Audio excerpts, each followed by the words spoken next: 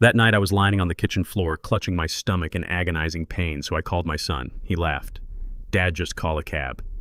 We are out walking the dog." 5 days later he finally called, but only to ask about my money. I just smiled, gripping the hospital bed rails, and replied with 2 words: "Watch me." Before I continue this story, let me know where you are watching from in the comments below. Hit like and subscribe if you have ever had to stand up to family who underestimated your worth. My name is Joseph. I am 69 years old. I am a retired structural engineer who spent 40 years pouring concrete, hauling steel, and buying commercial real estate in Atlanta.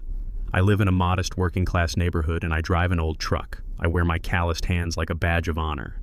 That quiet Tuesday night, my entire world collapsed into a singular blinding point of physical agony. I was standing by the sink washing a coffee mug when a sensation like crushed glass ignited right beneath my ribcage. The sharp pain was so absolute, so sudden that my knees buckled instantly. I crashed onto the faded linoleum floor, pulling the dish towel down with me. My breath vanished from my lungs. Every attempt to inhale felt like a serrated blade scraping against my internal organs. I dragged my heavy body across the cold floor, my vision swimming with black spots. My phone was resting on the edge of the dining table just 5 feet away, but the distance felt like miles. I reached up with severely trembling fingers, knocking a chair over until my hand finally closed around the device. My swollen gallbladder was rupturing, and I was entirely alone. I blindly pressed the speed dial for my son Sean, praying to God he would just pick up. The line rang exactly 3 times before my son Sean answered. Immediately, the loud, heavy thumping bass of exclusive club music and the high-pitched clinking of crystal champagne flutes flooded through the receiver. Sean sounded annoyed, not concerned. "Dad, it is midnight," he groaned over the roar of the party. "What do you want?" I gasped, gripping my side, fighting through a wave of nausea. "Sean, I need help. My stomach is in agony. I cannot drive. Please take me to the hospital." Sean let out a long, exasperated sigh that carried perfectly over the chaotic background noise. He laughed, a short, cruel sound of pure dismissal. "Dad, you just ate too much spicy food again. Take an antacid and go to sleep." I frantically begged him, telling him the sharp pain was completely unbearable, telling him I could not stand up. The music swelled louder in the background. A familiar woman giggled right next to his mobile phone. "Look, Dad, I cannot just leave right now," Sean said, his tone dripping with arrogant impatience. "Emily and I are out walking the dog in the park. Just call a cab or an ambulance if you are really that scared. I will check on you tomorrow." A harsh dial tone echoed in my ear, replacing the voice of the son I had raised. I lay there on the cold tiles, panting and covered in a cold sweat. He had hung up on me while I was begging for my life. With the very last ounce of strength I possessed, I dialed emergency services and whispered my address to the dispatcher before dropping the phone. The physical pain in my abdomen was excruciating, but the sharp sting of my son's casual, cruel rejection burned even hotter inside. The wail of the ambulance siren cut through the quiet suburban night just 10 minutes later.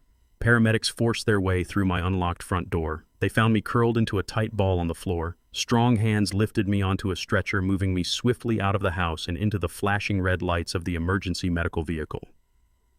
As the heavy ambulance rattled over the uneven asphalt heading toward downtown Atlanta, my clouded mind suddenly latched onto a single glaring detail from my final phone call. Sean claimed they could not help me because they were out walking the dog. My ungrateful son and his entitled wife did not own a dog. Emily claimed to be deathly allergic to animal hair. She had famously banned all pets from their sprawling luxury mansion, asserting that a single stray hair would send her into an immediate asthmatic shock. The cruel lie was so blatantly obvious, so effortlessly delivered, that it stripped away any remaining illusion I held about my only son. He was not busy with a pet. He was undoubtedly at a high society party drinking expensive liquor, and he simply could not be bothered to leave his wealthy friends to assist his truly agonizing father. The stark, dark reality settled into my bones as the paramedic injected heavy painkillers into my right arm.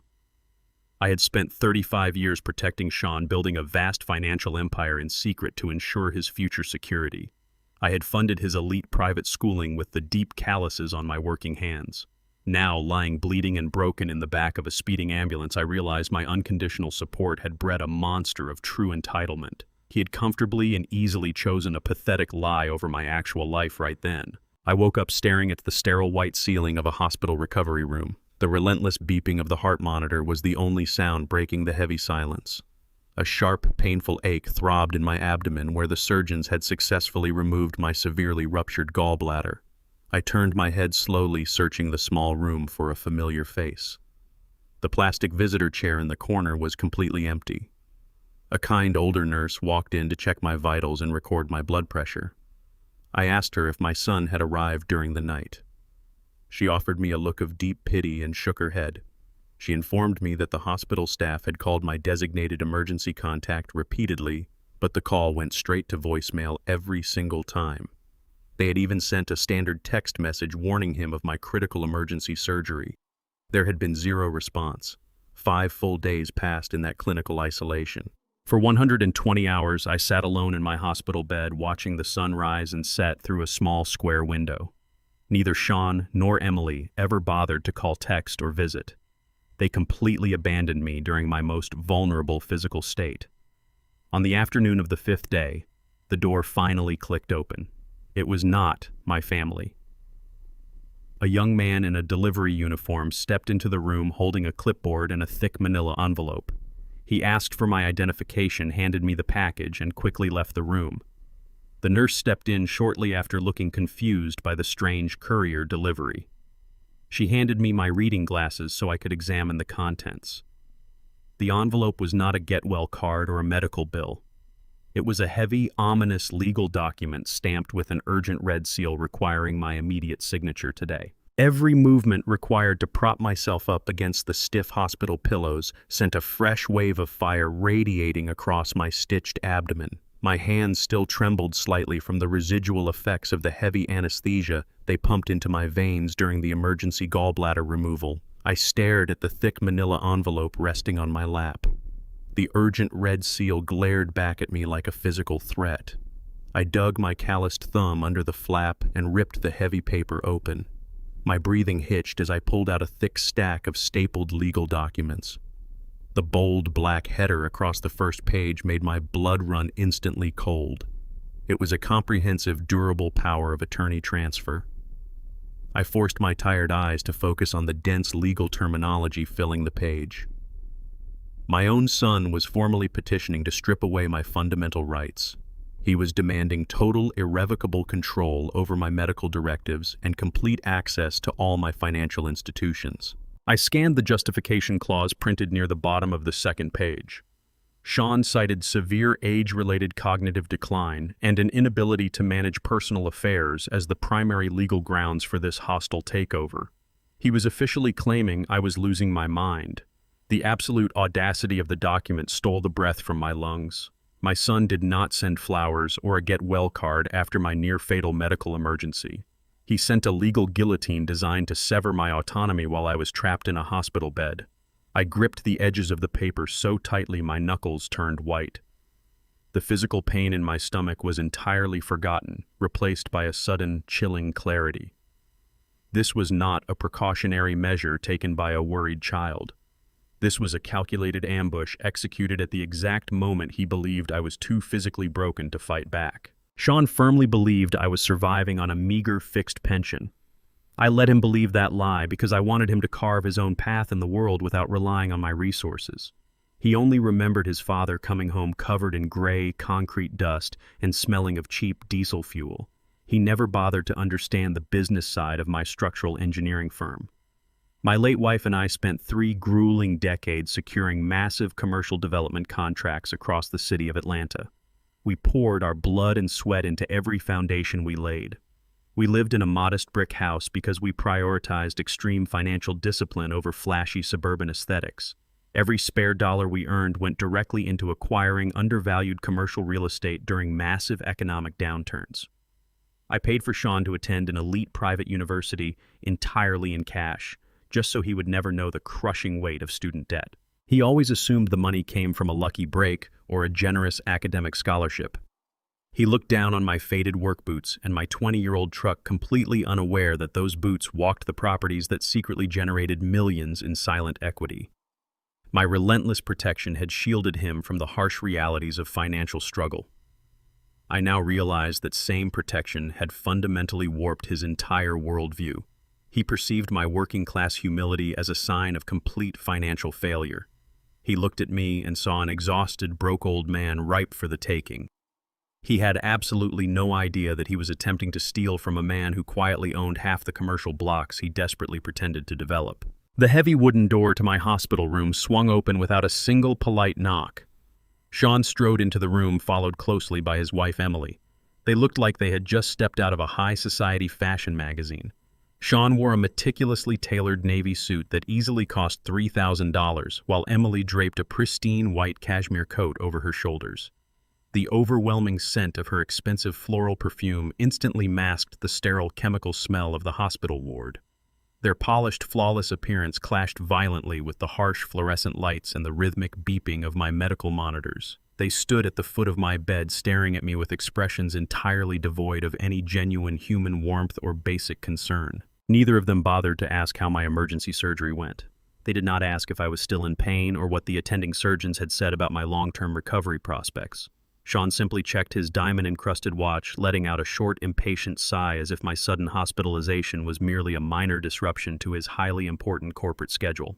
Emily kept a noticeable physical distance from my bed, crossing her arms tightly across her chest. Her cold blue eyes darted around the small, sterile room with undisguised contempt. She had always viewed my working-class lifestyle as a direct personal insult to her fabricated upper-class identity. Standing there in her imported designer heels, she looked at me not as an injured father who had just survived a major medical crisis, but as a highly inconvenient physical obstacle blocking her direct path to greater wealth and luxury. Emily stepped forward and aggressively shoved a sleek silver pen directly into my hand. She tapped her manicured fingernail against the signature line of the legal document resting on my lap. "We need you to sign this right now, Joseph," she demanded, her voice sharp and commanding. "Sean and I have a very important gallery showing to attend, and we cannot spend all day dealing with hospital administration." Sean nodded smoothly, adjusting his silk tie. "Dad, this is just standard procedure," he said, adopting a falsely reassuring tone. "We spoke to the billing department downstairs, and the costs for this unexpected surgery are going to be astronomical. We know you are struggling on your fixed pension. By signing this document, you allow us to legally access your checking account to handle these massive medical bills on your behalf. It is the only way we can properly protect you from going totally bankrupt." The sheer audacity of their lie was breathtaking. They were weaponizing my medical emergency to execute a total financial coup. They expected me to simply sign away my fundamental rights out of blind fear and gratitude for their supposed help. Emily leaned closer, her eyes narrowing with calculating impatience. "Just sign the paper, Joseph," she urged firmly. "You are clearly not in any mental state to handle complex financial matters right now. We are doing you a massive favor by taking this terrible burden off your shoulders." I looked down at the silver pen resting against my calloused palm. I looked at the legal document designed to steal my life and hand it to a son who had laughed while I lay dying on my kitchen floor. The time for silent observation was rapidly coming to an absolute and devastating end. The sleek silver pen rested heavily against my calloused palm. Emily stood over me with her arms crossed, her tapping foot echoing sharply against the cold hospital floor. I stared at the signature line on the legal document, calculating my exact next move. If I refused to sign right now, they would immediately realize I possessed complete mental clarity. They would understand that I grasped the full devastating reality of their financial coup. They would simply pivot their strategy, perhaps involving a corrupt medical professional to force a psychiatric hold. I needed to defuse the immediate threat without surrendering my autonomy. I relaxed the muscles in my hand completely. The expensive pen slipped from my grip, clattering loudly onto the sterile linoleum. I let my head loll back against the stiff pillows and allowed my eyelids to flutter shut before forcing them half open.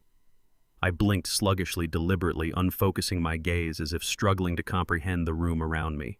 I let a low, confused groan escape my throat. I slurred my words heavily, mimicking the profound exhaustion of someone severely overmedicated on heavy surgical painkillers. I told them the room was spinning. I muttered that the black ink on the page looked like crawling ants, and I could not see the letters clearly.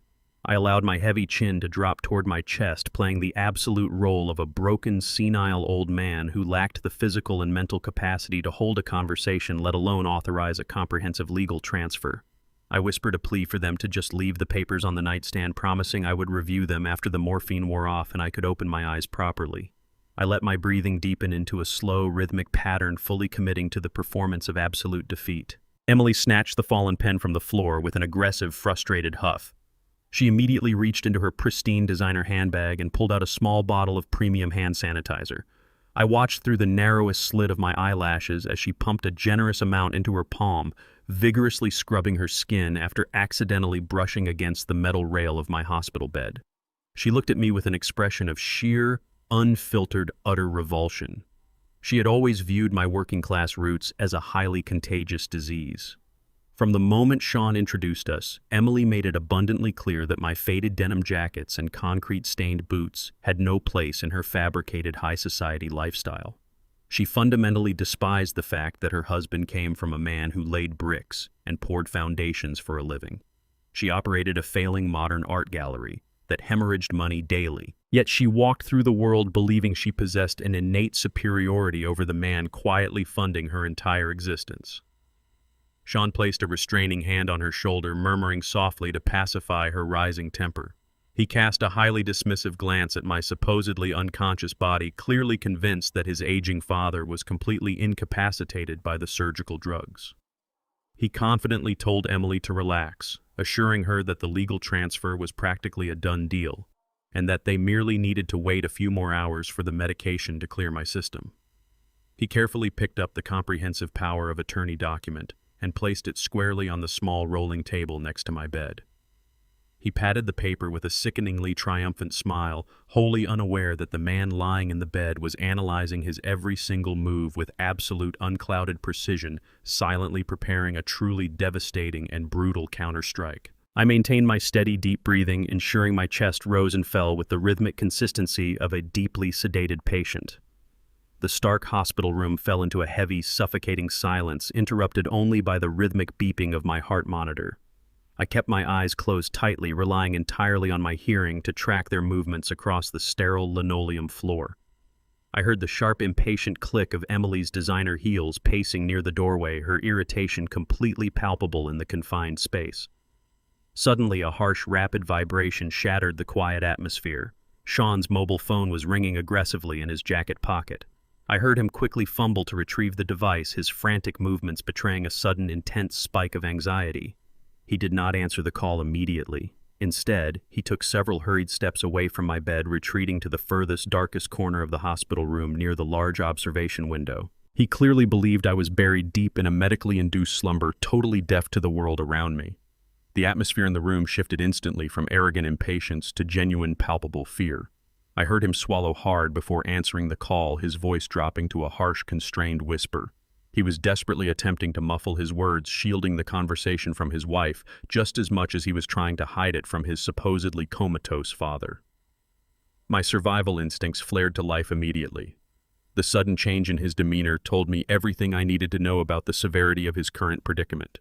He was not speaking to a legitimate bank manager or a standard business partner. He was speaking to someone who genuinely terrified him, someone violently demanding immediate, undeniable results regarding a very dark deal. I strained my ears, isolating the low, frantic cadence of my son's desperate voice against the steady, mechanical hum of the hospital equipment. "Bruno, I told you to give me until Friday," Sean whispered aggressively, his tone vibrating with barely contained panic. "You cannot keep calling me like this. The paperwork is currently sitting right in front of me. I am telling you the primary commercial lease is absolutely secured." The name struck my mind like a physical blow. Legitimate real estate developers do not conduct business with men named Bruno who demand immediate compliance over the phone. Sean continued pleading, his voice growing higher and more strained with every passing second. "I just need a few more days to process the final signatures," he stammered defensively. "The old man is completely out of the way. He is incapacitated in a hospital bed right now. He has absolutely no idea what is happening. Once the transfer goes through, the entire block is yours as collateral." The devastating gravity of his words settled heavily into my chest. He was not just trying to steal my personal bank accounts to fund Emily's failing art gallery. He was actively leveraging my massive downtown commercial properties, the very backbone of my secret real estate empire, to appease a dangerous shadow lender. My son was drowning in illicit debt, and he was offering up my life's work to save himself from the violent consequences of his own failure. I kept my eyes shut, holding my breath as Sean quickly ended the call and shoved the phone back into his pocket. They finally walked out of the room, leaving the legal document resting ominously on my nightstand. The moment the heavy wooden door clicked shut, my eyes snapped open. I knew exactly what I had to do to survive this brutal ambush and reclaim my stolen life completely. The heavy door barely clicked shut before I threw off the hospital blanket. The charade was over. I needed to move fast before my son realized his perfect trap was entirely hollow.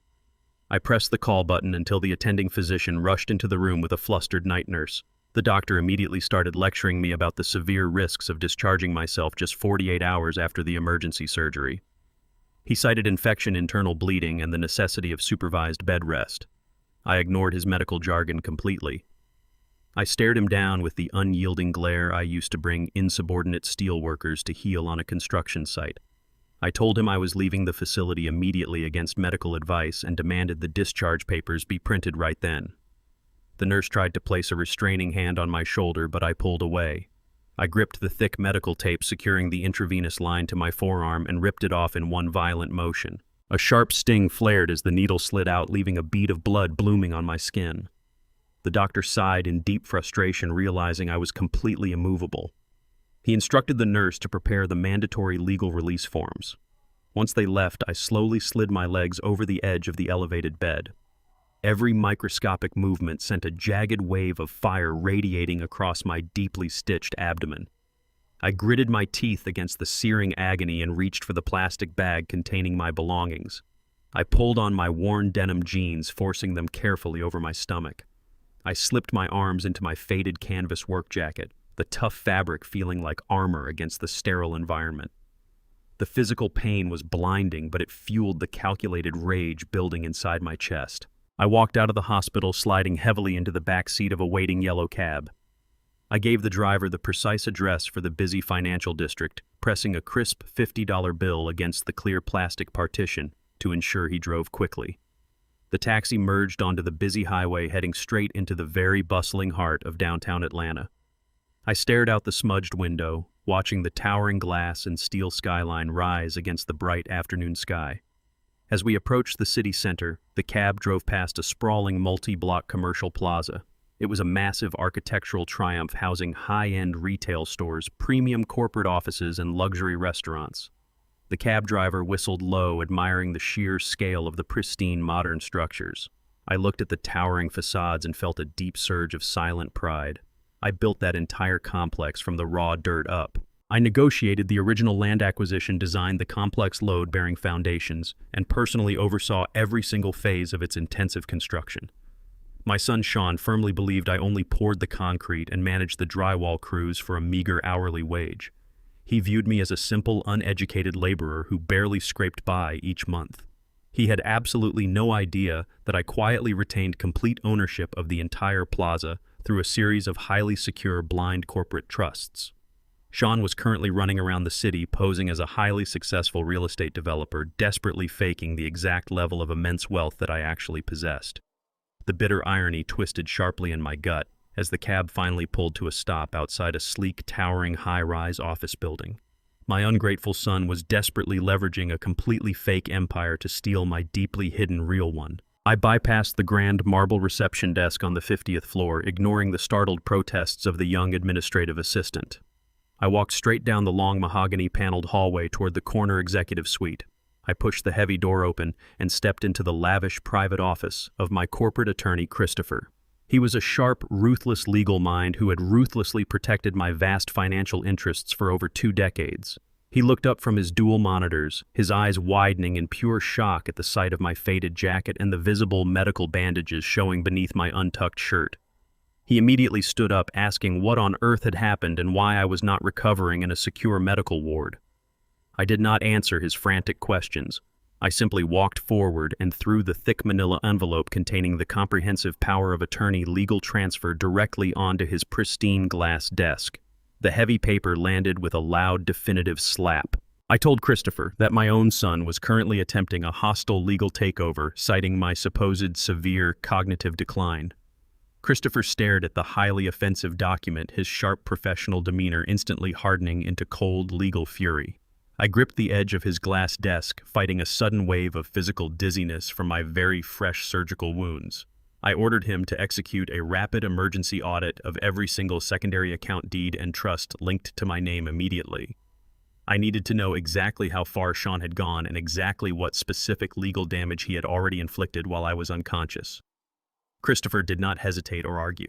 He immediately sat back down at his massive high-tech workstation, his fingers flying rapidly across the illuminated mechanical keyboard as he initiated the deep forensic financial sweep. The tense silence in the lavish office stretched on for 10 agonizing minutes, broken only by the rapid, frantic clicking of Christopher striking his keyboard. He pulled up classified property records, tax filings, and deeply buried corporate registry databases. Suddenly, his hands stopped moving entirely. A heavy dark shadow fell over his sharp features as he stared intently at the glowing left monitor. He turned his computer screen slowly toward me, his expression grim and almost completely devoid of any professional comfort. The emergency financial audit revealed a truly shocking, catastrophic breach. My primary hidden assets remained fully secured behind the complex corporate blind trusts we had established years ago. However, Sean had aggressively targeted my vulnerable, exposed personal property. Christopher pointed directly to a newly uploaded preliminary legal application lodged within the official county property registry database. Sean had officially submitted fraudulent paperwork to rapidly transfer the legal deed of my modest family brick home. He was attempting to remove my name entirely and permanently place the property into a newly formed private corporate trust. I stared at the primary designated beneficiary listed boldly on the glowing screen. The corporate trust was exclusively controlled by Emily. My entitled daughter-in-law, who openly viewed my home as a disgusting biohazard, was actively trying to seize it out from under me. They were not just content with seizing absolute control of my future medical decisions through the fake power of attorney. They were actively executing a coordinated legal strike to strip me of the very roof over my head and leave me entirely destitute on the street. The sheer malicious greed of their coordinated conspiracy was absolutely breathtaking. I felt the last lingering shreds of paternal affection evaporate into thin air, completely replaced by a freezing, unyielding resolve to utterly destroy the false empire they were desperately trying to build. The yellow cab rumbled down my familiar suburban street, pulling to a halt in front of my single-story brick home. I handed the driver another crisp bill from my money clip, stepping onto the cracked concrete driveway. A cold knot of pure adrenaline tightened in my gut, pushing away the searing ache of my fresh surgical incisions. The peaceful illusion of my quiet working-class neighborhood shattered the moment my eyes locked onto the front entrance. My solid oak front door was standing several inches ajar. Splinters of light-colored wood littered the welcome mat like broken teeth. I approached the threshold with slow, deliberate steps, my heavy boots crunching over the wooden debris. Someone had taken a heavy-duty power drill directly to the brass deadbolt I had installed myself 15 years ago. The jagged hole in the metal fixture was a violent, glaring violation of the one sanctuary I had left in the world. I pushed the ruined door open with my flat palm. The familiar, comforting scent of old paper and roasted coffee had been completely overpowered by the sharp chemical stench of industrial bleach and heavy floral perfume. The absolute quiet of my empty house was gone, replaced by the harsh, crinkling sound of heavy plastic and the sharp clatter of objects being recklessly tossed aside. My breathing grew shallow and rapid as the deep betrayal registered in my veins. My own flesh and blood had not simply plotted to steal my legal rights behind my back. They had actively dispatched someone to physically invade my private space the moment they believed I was safely trapped under heavy hospital sedation. I stepped into the hallway, my fists clenching at my sides, preparing to confront the intruder destroying the quiet life I had so carefully constructed. I turned the corner into my modest kitchen and found my daughter-in-law standing in the center of the room. Emily was wearing pristine white designer heels that clicked sharply against my scuffed linoleum floor. She held a massive black industrial trash bag in one manicured hand while violently sweeping my personal mail-framed photographs and cherished keepsakes off the counter with the other. Glass shattered against the floorboards as a picture of my late wife hit the ground. But Emily did not even flinch.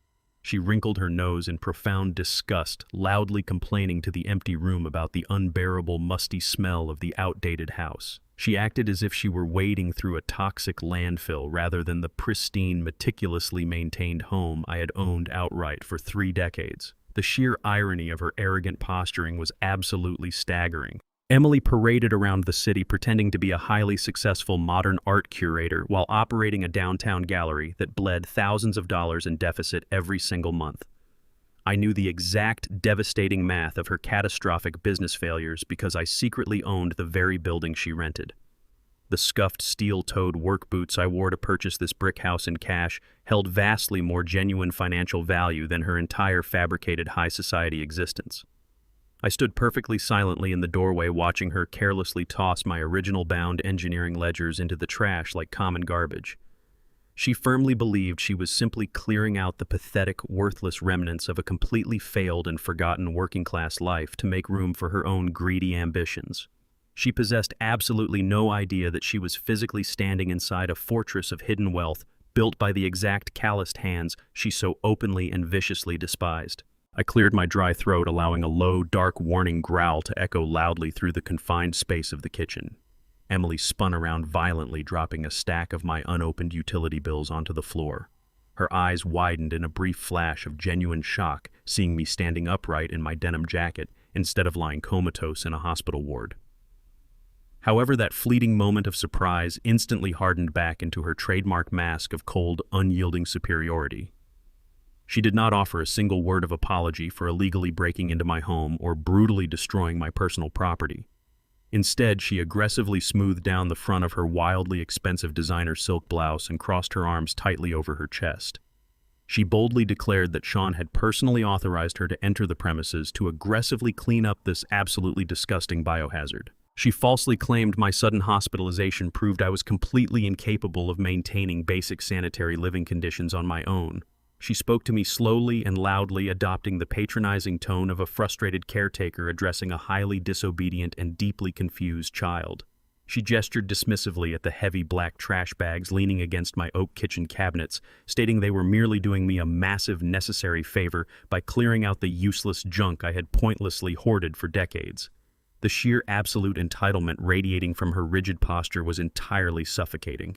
She stood inside the home my late wife and I had painstakingly built, deliberately orchestrating its total physical destruction right in front of my face. She brazenly justified her criminal break-in as a noble act of profound family charity, entirely convinced that her fabricated upper-class status granted her the supreme, unassailable right to completely override my fundamental autonomy and basic human dignity without consequence. I took a slow, calculated step toward the center of the kitchen, ignoring the sharp, stabbing pain radiating from my healing incisions.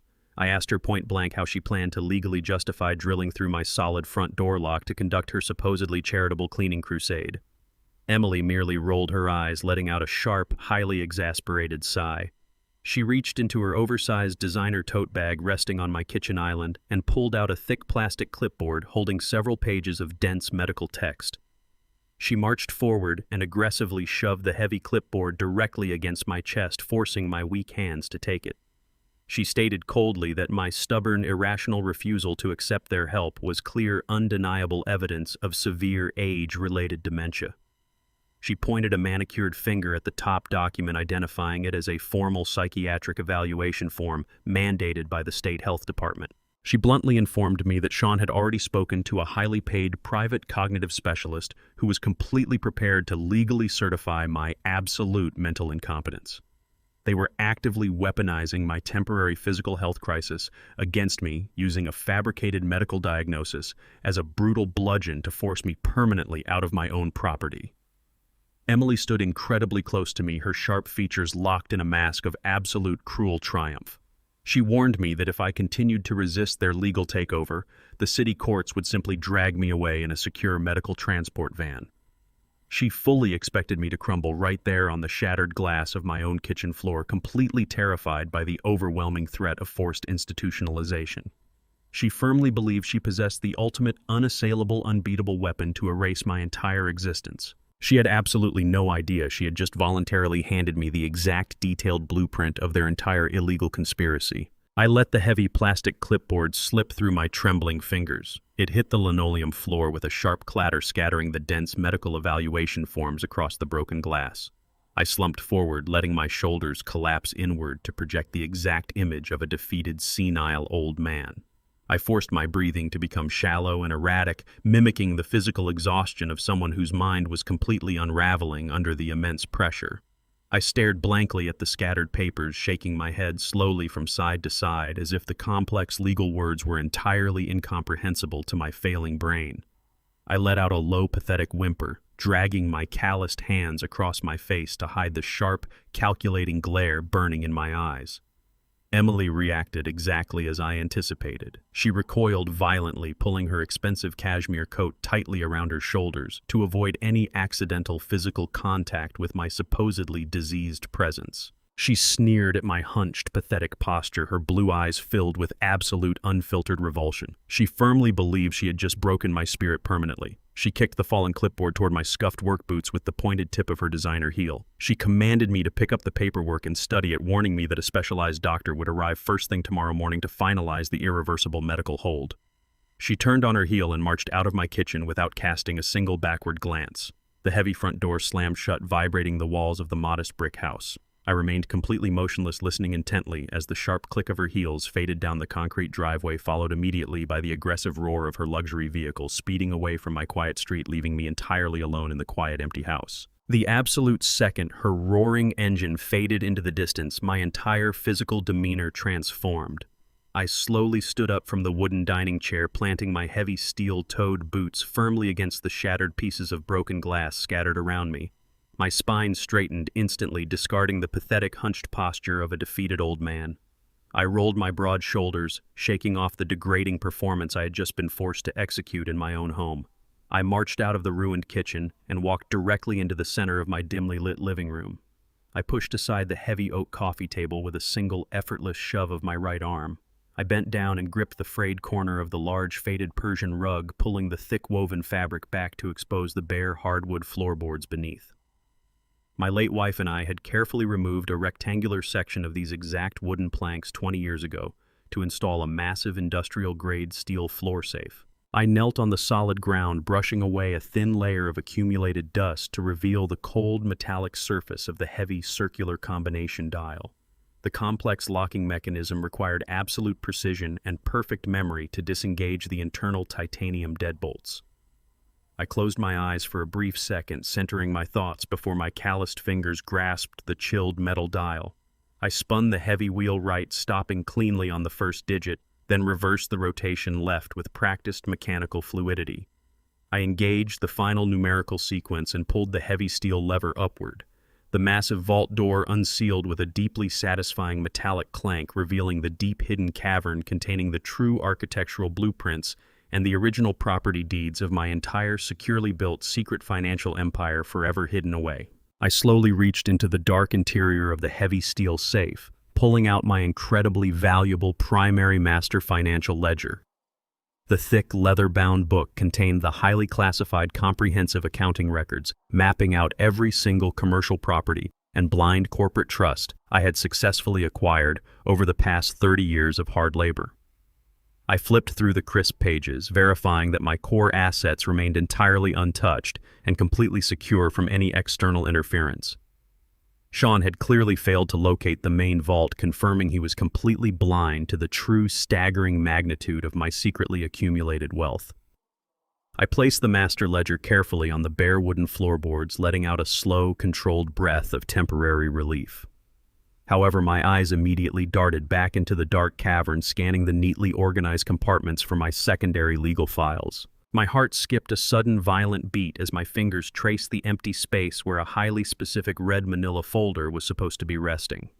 The missing folder contained the original architectural blueprints and the unencumbered physical deed for the central commercial block located directly in the downtown arts district. It was the exact same premium corner building where Emily currently operated her highly publicized but financially bleeding modern art gallery. I rapidly checked the surrounding documentation, verifying beyond any shadow of a doubt that the crucial red folder had been deliberately permanently removed from my securely hidden private collection. Sean had somehow managed to access my secondary filing cabinet in the bedroom during a previous visit, completely bypassing the floor safe entirely. He had stolen the incredibly valuable physical blueprints and the unrecorded property deed right out from under my nose, leaving the rest of the paperwork completely undisturbed to avoid drawing my immediate suspicion until this very day. The sickening realization hit me with the destructive force of a swinging steel wrecking ball. The incredibly specific conversation I had secretly overheard in my dark hospital room finally locked into place with terrifying, absolute clarity. Sean had arrogantly boasted to the dangerous shadow lender named Bruno that the primary commercial lease was entirely secured and that the old man was permanently out of the way. He had not simply forged my signature to drain my checking accounts or transfer my residential property deed into Emily's corporate trust. He had stolen the physical commercial blueprints and the unrecorded legal deed to leverage the entire multi-million-dollar downtown arts block as fraudulent collateral for a massive illicit private loan. He believed that by having me officially certified as severely cognitively impaired and permanently locked away in a secure psychiatric facility, he could effortlessly bypass the standard legal banking hurdles. With me forcibly incapacitated and safely removed from society, he could easily pose as the sole acting financial steward of my entire estate. He intended to hand over the physical blueprints of my most valuable commercial asset directly to a highly violent black market broker to secure millions in untraceable cash. If he defaulted on that illegal private loan, Bruno would not file a standard civil lawsuit or issue a formal bank foreclosure. Bruno would aggressively seize the physical property by brute force, bringing a massive wave of violent criminal extortion down upon the entire neighborhood. Sean was willingly sacrificing my life's work, my physical freedom, and the safety of his own community to fund his completely fabricated luxury lifestyle.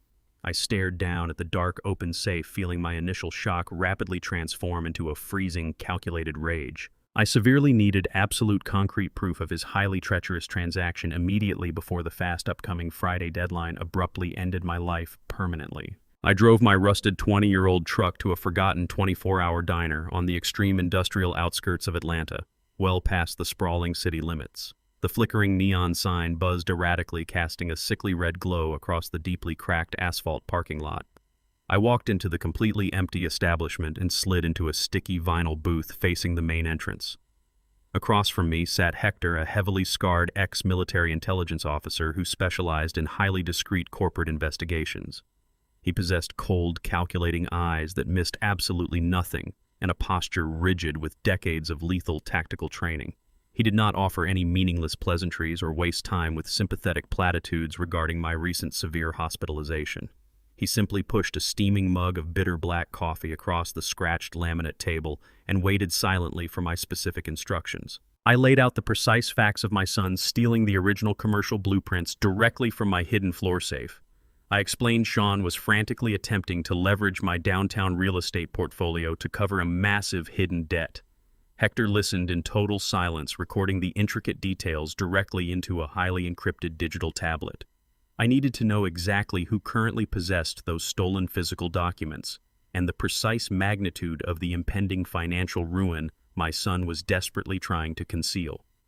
Hector nodded sharply, snapping the heavily armored tablet shut with absolute professional finality. He accepted the dangerous job immediately, quoting a staggering premium cash rate that I agreed to without a single moment of hesitation. He demanded exactly 24 hours to execute a comprehensive background sweep on Sean and his known associates. The transaction was purely professional, entirely devoid of the toxic emotional manipulation I constantly endured from my own greedy family members today. Hector stood up from the table and departed into the dark night, leaving me alone with my bitter coffee. I lifted the heavy ceramic mug to my lips, letting the scalding liquid burn the back of my dry throat. Staring into the dark, muddy reflection of the drink, I vividly remembered working 3 extremely grueling manual labor jobs simultaneously just to pay for Sean to attend an exceptionally elite private preparatory academy. My late wife and I had stubbornly decided early on that our only son would never have to struggle through the severely underfunded public school systems we had barely survived. I vividly recalled spending freezing winter nights pouring concrete foundations under massive stadium floodlights, destroying my physical health just to cover his outrageous tuition bills in full cash. We deliberately hid our rapidly expanding real estate wealth, ensuring he believed our intense frugality was the direct result of a fixed working-class poverty. We fundamentally wanted him to deeply respect the genuine value of a hard-earned dollar and build his own successful life completely independently. Sitting in the grim, empty diner, I finally realized my relentless, overarching protection had utterly failed to instill any genuine moral character. By constantly shielding him from every single financial consequence and desperately keeping our vast wealth a complete secret, I had unknowingly funded his monstrous, blinding entitlement. Sean firmly believed he completely deserved a massive luxury lifestyle without ever putting in the actual grueling effort required to sustain it. My endless sacrifices had not created a strong, independent man capable of running a legitimate business empire.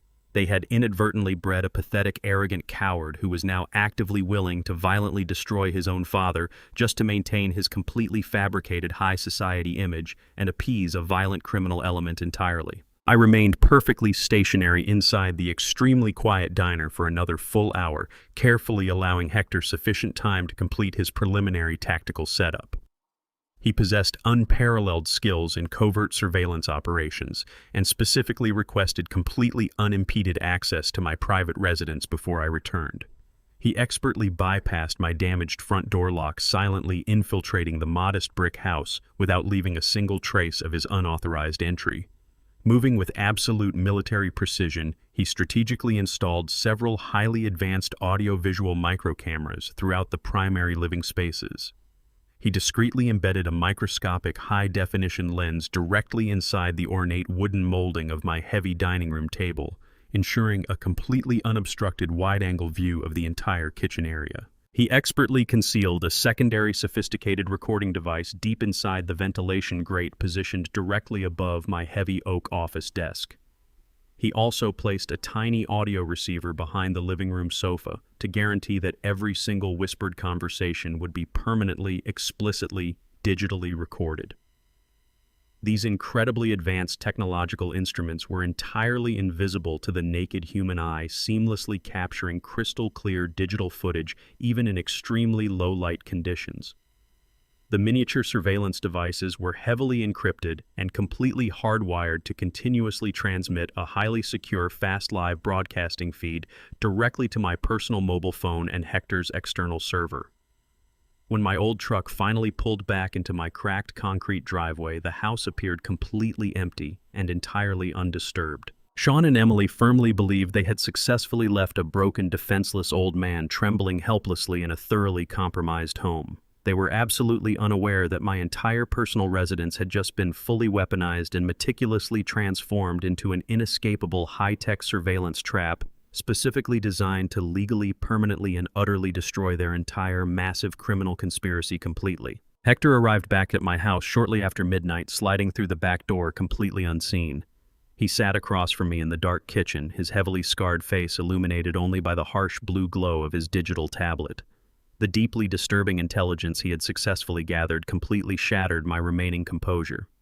Sean had not taken the stolen commercial blueprints to a legitimate financial institution or a licensed corporate lender. He had bypassed standard banking protocols, entirely directly engaging with a highly notorious black market loan broker strictly operating in the absolute darkest shadows of Atlanta high society. The broker simply went by the single terrifying name, Bruno. Hector explicitly detailed the extensive violent criminal history of Bruno, verifying his ruthless reputation for brutally seizing lucrative physical assets from desperate wealthy clients who foolishly defaulted on his completely illegal underground contracts. My son was completely drowning in catastrophic fraudulent debt, completely unable to sustain his luxurious fabricated lifestyle for another single day. In a breathtaking act of unparalleled, treacherous cowardice, Sean had promised Bruno my entire downtown commercial block as direct collateral. He had explicitly guaranteed to legally transfer the physical property deed in exchange for $2 million in completely untraceable physical cash. Bruno had violently warned Sean that failure to produce the genuine commercial paperwork by the end of the week would result in immediate, bloody consequences. Sean firmly intended to brutally sacrifice my entire massive legacy simply to erase his own pathetic corporate mistakes. He desperately needed to successfully lock me inside a state-run psychiatric facility, immediately ensuring my massive estate was left entirely unprotected and perfectly positioned for his massive, unprecedented criminal theft. My blood ran completely cold as the severity of the immediate lethal threat to my life and my empire locked into sharp, terrifying, absolute focus right now at this exact moment. The heavy oak door swung open at exactly 8 o'clock in the morning, shattering the quiet sanctuary of my home. Sean marched into my living room without knocking, carrying an air of absolute unearned authority that did not belong to him in the slightest. Closely trailing behind my arrogant son was a remarkably unremarkable man wearing an ill-fitting gray suit that desperately needed ironing. The stranger clutched a worn leather medical bag, but his shifting eyes and nervous posture carried none of the professional gravitas of a legitimate practicing physician. Sean loudly announced my name, aggressively clapping his hands together as if attempting to wake a sleeping, disobedient dog. He confidently introduced the nervous stranger as Dr. Eris, a highly specialized cognitive expert, graciously making an exclusive private house call to evaluate my supposedly failing health. I remained seated in my faded armchair, wrapping my heavy woolen blanket tighter around my shoulders, projecting the exact physical image of a frail, bewildered senior citizen entirely lost in his own home. The atmosphere in the room was suffocatingly hostile, thick with their unspoken anticipation of a completely effortless, entirely one-sided victory over a broken man. The fraudulent doctor did not bother to perform even a rudimentary physical examination. He neglected to check my vital signs, ignored my fresh surgical wounds entirely, and never once asked about my physical recovery from the emergency procedure. He simply pulled a wooden dining chair directly opposite mine, sat down heavily and aggressively, clicked a cheap plastic pen. He stared at me with undisguised patronizing pity, treating me like a burdensome, malfunctioning object rather than a conscious human being. He began the rigged evaluation immediately, firing off a rapid, relentless sequence of highly leading, condescending questions designed entirely to confuse and deliberately disorient a genuine patient facing cognitive decline. I fully committed to my calculated tactical performance, letting my jaw hang slightly slack and forcing my gaze to drift aimlessly toward the peeling paint on the living room ceiling. When the corrupt physician demanded the current date, I deliberately slurred my words confidently, stating a Tuesday from exactly 3 years ago with a vacant smile. The fake doctor offered a sickeningly sympathetic sigh, aggressively checking a prominent red box on his official state-mandated clipboard. However, when he mockingly asked me to subtract 7 sequentially from 100 to test my basic numerical retention, I answered flawlessly and rapidly without a single moment of hesitation. A flicker of genuine confusion crossed the corrupt doctor's face, clearly unaccustomed to a severe dementia patient possessing such razor-sharp, immediate financial arithmetic skills. I let my eyes wander away from the visibly confused physician, landing squarely on my son standing impatiently by the front window. Sean sharply pulled back the pristine cuff of his tailored suit jacket, aggressively checking the time on a massive diamond-encrusted luxury watch. The bright morning sunlight caught the blinding reflection of the ostentatious timepiece, perfectly illuminating the pure, unadulterated greed radiating from his rigid, expectant posture. I recognized that specific custom watch instantly. Emily had proudly purchased it for his 40th birthday, using her art gallery's platinum corporate expense account. She firmly believed she was spending her own hard-earned revenue from a thriving business. She had absolutely no idea that the limitless credit line was directly tied to the silent equity I maintained as the actual, anonymous owner of her entire commercial building. Every single diamond sparkling on his wrist had been entirely funded by my lifelong labor and my deeply hidden real estate empire. My son was proudly wearing the literal fruits of my concrete-pouring, steel-hauling sweat, while paying a con artist to legally strip away my human rights and lock me in a cage. The frustrated specialist quickly abandoned the numerical testing, clearly annoyed that my mathematical cognitive functions refused to fit neatly into his predetermined, highly lucrative, fraudulent narrative. He abruptly shifted his interrogation tactics aggressively, demanding I recall a complex sequence of 3 random objects he falsely claimed to have mentioned earlier in the evaluation. Since he had never actually listed any objects, I simply stared at him with wide, perfectly manufactured confusion, letting a slight, pathetic tremble enter my calloused hands. That entirely fabricated failure was the only flimsy excuse the corrupt man needed to finalize his deadly illicit work. With a sharp, decisive flick of his wrist, he aggressively scrawled a sprawling signature across the bottom of the state-mandated psychiatric evaluation form. He firmly slapped the clipboard shut with a loud crack, officially declaring my condition as severe, irreversible cognitive decline, requiring immediate full-time institutionalization in a locked medical facility. Sean instantly rushed to my side, dropping dramatically to one knee and placing a heavy, suffocating hand over mine. He plastered an expression of profound, tragic heartbreak across his face, executing a masterful performance of a devastated, loving son forced to make an impossible, agonizing medical decision for his fading father. He softly whispered that everything was going to be completely all right and that he was going to place me in a beautiful, highly secure facility where I could not accidentally hurt myself. The sheer velocity and depth of his fake empathy was absolutely nauseating to witness. He looked deeply into my eyes, searching for any sign of panic or resistance, desperately seeking the ultimate satisfaction of my total emotional surrender. I merely offered him a blank, hollow stare, perfectly mirroring the empty void of advanced dementia. Satisfied that his absolute victory was fully secured, Sean stood up proudly, straightening his expensive silk tie, and motioned for the fraudulent doctor to follow him toward the front entrance to conclude their vile business. I remained perfectly still in my faded armchair, holding my breath as I listened to their heavy footsteps echoing down the narrow wooden hallway leading toward the front door. Sean firmly believed they were standing in a completely secure, unmonitored blind spot entirely shielded from my view and the rest of the outside world. He had absolutely no idea that Hector had expertly embedded a microscopic high-definition surveillance lens directly inside the vintage smoke detector mounted perfectly above the entryway just hours prior. I waited until the heavy front door finally clicked shut physically, securing the house before smoothly pulling my mobile phone from the deep inner pocket of my faded denim jacket. I rapidly accessed the heavily encrypted live feed Hector had routed directly to my private offshore server, rewinding the crystal-clear digital footage by exactly 45 seconds.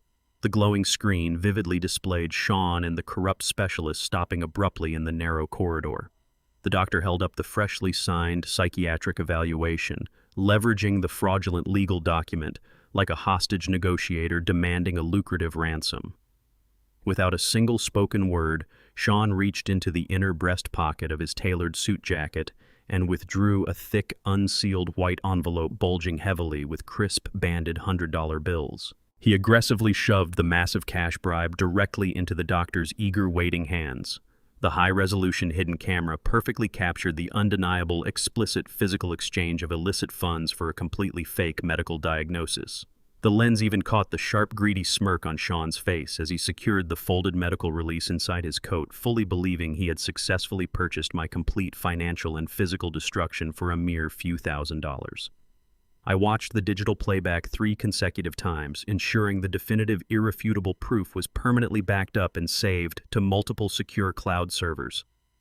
The brutal trap Sean had meticulously designed to permanently erase me had just provided the exact lethal, undeniable ammunition I needed to legally annihilate his entire life. The heavy silence of the house was violently broken by the harsh rattling of the front door unlocking. Sean and Emily stepped into the dimly lit hallway carrying the chilling aura of executioners arriving to deliver a final, undeniable verdict. They marched directly into the dining room without uttering a single word of greeting or basic human warmth. Sean aggressively dropped a generic plastic grocery bag onto the center of the scratched wooden table with a dull, unceremonious thud.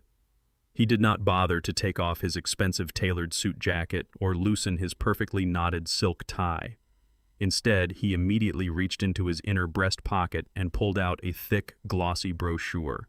He slammed the heavy stock paper down onto the table directly in front of my folded hands. The vibrant cover featured highly edited stock photographs of smiling elderly patients basking in artificial sunlight.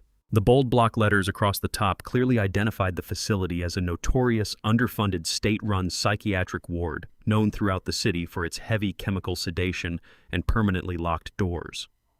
Sean leaned forward, resting his knuckles on the table to establish a posture of absolute physical dominance. He adopted a sickeningly sweet tone of fabricated empathy, stating that my cognitive decline had reached a critical, unmanageable threshold. He bluntly informed me that they had already finalized the mandatory legal arrangements to permanently transfer me into the secure memory care unit. He stated with absolute cold finality that a medical transport van would arrive first thing on Friday morning to officially relocate me for my own personal safety. The calculated timeline was perfectly clear. Friday was the exact deadline Bruno had aggressively demanded for the massive commercial collateral. My son was efficiently clearing the final living obstacle from his path. I slowly shifted my gaze away from the terrifying, glossy brochure and looked down at the cheap plastic grocery bag resting on the table. The thin white plastic was slick with cold, congealed grease leaking from the hastily packaged styrofoam containers inside. They had stopped at a generic fast food drive-thru on their way over, carelessly dumping lukewarm hamburgers and stale fries onto the table as my evening meal. The sheer magnitude of the disrespect settled deeply into my bones. For decades, I had shattered my physical health working endless brutal construction shifts to guarantee my son never went to sleep with an empty stomach. I had sacrificed my own comfort to ensure a hot, nutritious meal was always waiting for him on this exact same dining table. Now, on the supposed final week of my absolute freedom, they could not even be bothered to cook a single warm plate of food for the man who gave them everything. Emily abruptly broke the heavy silence, stepping forward to deliver the final crushing blow of their coordinated conspiracy. She aggressively dabbed her pristine lips with a linen tissue, completely ignoring the cheap food between us. She casually announced that they would be immediately listing this brick house on the local real estate market. She utilized a sharp corporate tone, falsely claiming the rapid property sale was a strict legal necessity to properly fund my ongoing psychiatric care. She framed the ruthless theft of my lifelong home as a heavy, agonizing financial burden they were nobly shouldering on my behalf. The reality was utterly transparent. They intended to completely liquidate my personal sanctuary to line their own pockets while simultaneously offering my hidden commercial empire to a violent black market criminal. The suffocating tension in the dining room stretched into a thick, unbearable silence as they waited eagerly for my reaction. They fully expected a desperate, hysterical outburst, a violent physical struggle, or a pathetic, tearful plea for mercy. They wanted me to fight back so they could comfortably validate the fraudulent medical diagnosis they had just purchased with a thick envelope of dirty cash. Instead, I leaned back slowly in my worn wooden chair and let out a long, heavy sigh of absolute profound exhaustion. I allowed my shoulders to slump deeply forward, projecting the unmistakable physical surrender of a completely broken man who no longer possessed the mental capacity or the physical strength to resist his grim fate. I reached out with a trembling hand and gently pulled the glossy psychiatric brochure toward my chest. I looked directly into my son's eyes and offered a slow, deliberate nod of total compliance. I whispered in a raspy, defeated tone that they were probably right and that I was simply too tired to maintain the house any longer. Sean instantly released a massive, visible breath of relief. His rigid shoulders dropped as a triumphant, arrogant smirk flashed across his face, convinced his brilliant trap had closed flawlessly without a single complication. However, Emily did not relax. Her predatory instincts flared to life instantly. The sudden, immediate shift in her pristine demeanor was palpable. Her sharp blue eyes narrowed into dangerous, suspicious slits as she intensely scrutinized my slumped posture. She knew my deeply ingrained, stubborn nature intimately.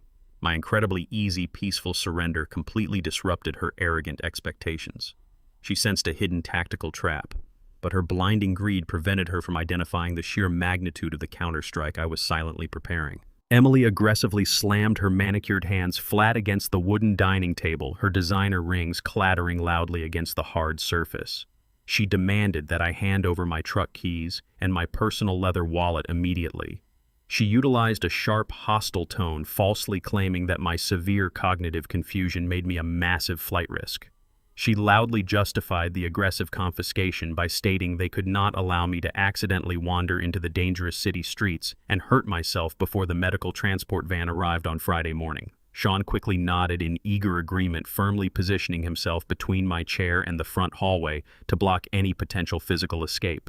He coldly reiterated that it was standard medical protocol to remove all sharp objects, vehicles, and financial instruments from a severely declining patient.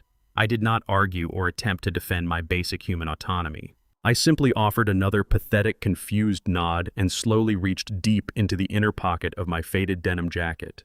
My calloused fingers grasped the worn brown leather and the heavy metal keychain resting at the bottom of the lining.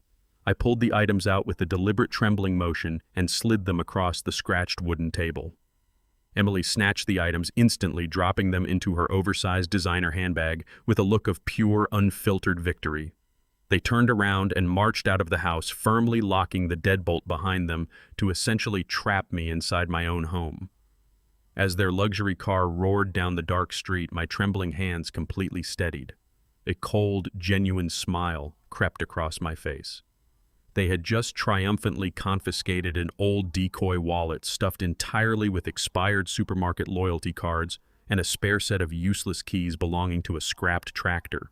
I retained absolute complete control of the true assets required to destroy them. I stood perfectly still in the center of the silent living room, watching the live surveillance feed on my monitor as the red taillights of their luxury vehicle disappeared around the dark corner of my street.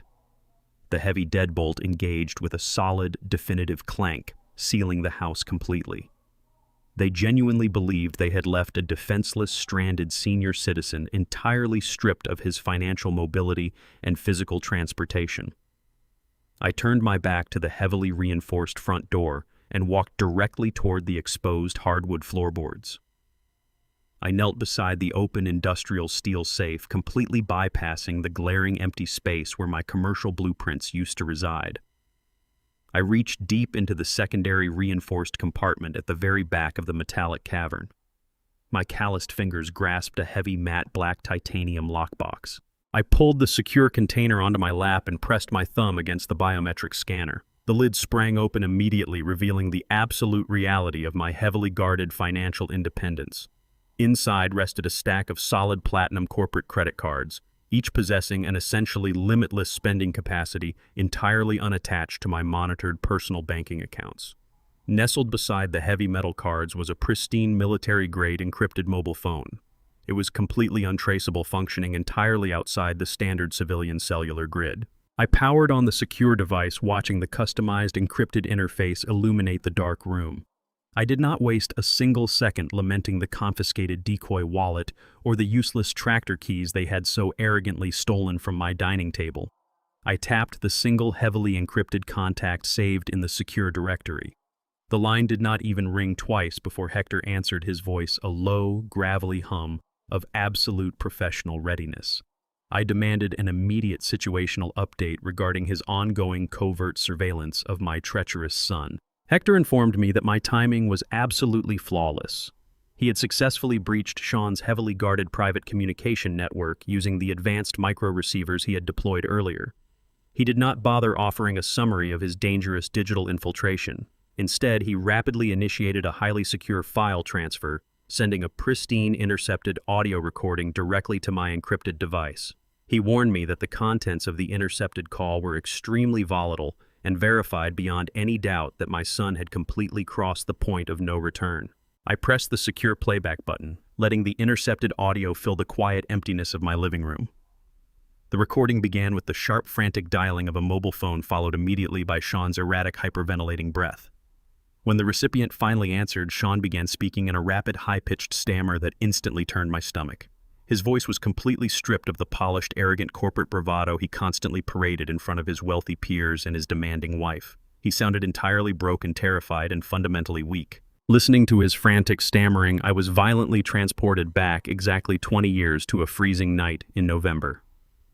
The cowardly tone vibrating through the tiny phone speaker was completely identical to the hysterical, pleading voice of an 18-year-old boy who had just wrapped a brand new, incredibly expensive sports car around a concrete street lamp. I vividly remembered standing on that shattered glass-covered pavement, listening to him beg me to magically fix the catastrophic wreckage and make the severe legal consequences completely disappear. I had worked 3 grueling, back-breaking manual labor jobs to pay his exorbitant tuition at that elite private academy. I had sacrificed my own physical health to buy him that luxury vehicle, desperately wanting him to fit in with his wealthy, privileged classmates. When he recklessly destroyed it, I foolishly shielded him from the police, quietly paid off the massive city property damages in cash, and bought him another car. I had utilized my relentless, overarching protection to completely insulate him from reality. I realized with absolutely crushing clarity that my endless parental sacrifices had directly funded his monstrous, unyielding entitlement. My desperate instinct to protect my only son had allowed that fundamental, deeply ingrained cowardice to fester and permanently rot his character. He was still the exact same terrified, irresponsible child begging for an unearned rescue, only this time the wreckage was a massive criminal conspiracy. I sat in the darkness, my jaw locked in absolute freezing resolve. I had fixed his mistakes for decades, but I absolutely refused to fix this catastrophic failure. The audio recording shifted abruptly from Sean's pathetic stammering to the deep, resonant, and entirely terrifying voice of the shadow lender. Bruno did not yell, curse, or raise his tone in the slightest. His words were delivered with the chilling mechanical calmness of a professional predator who possessed absolute, unquestionable power over his cornered prey. He methodically cut through Sean's frantic excuses, bluntly stating that the massive $2 million cash loan had already been entirely dispersed and aggressively squandered on failing gallery debts and extravagant luxury car payments. Bruno explicitly detailed the severe, inescapable reality of their illicit transaction. He reminded Sean that black market capital did not operate on standard corporate grace periods or polite extension requests. He calmly described the specific, highly violent methods his associates would eagerly employ to seize the equivalent value directly from Sean's pristine suburban estate. He painted a brutally vivid picture of heavily armed enforcers violently dismantling Emily's failing art gallery, permanently seizing their luxury vehicles, and physically extracting the outstanding debt directly from Sean's own flesh and blood. The sheer, unapologetic brutality of the promised violence hung heavily in the air.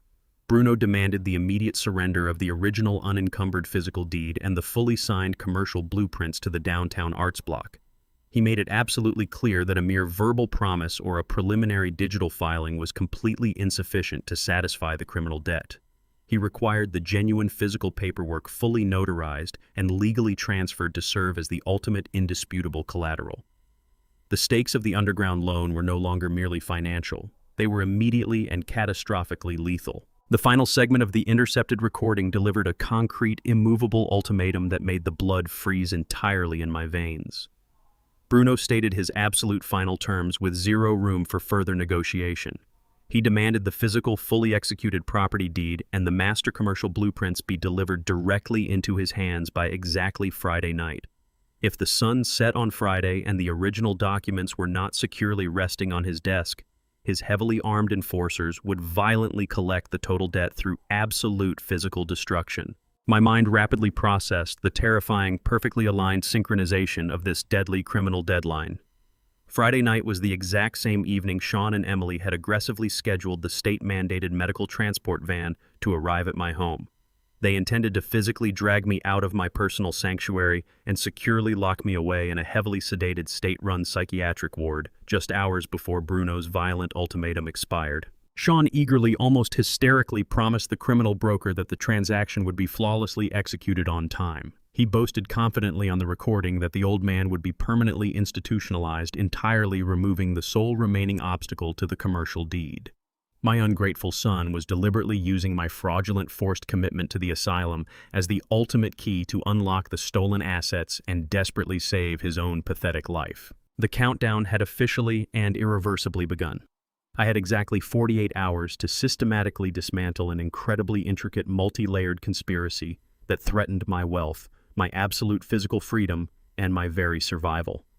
I securely disconnected the encrypted phone line with Hector, the heavy silence of the empty brick house rushing back in to surround me.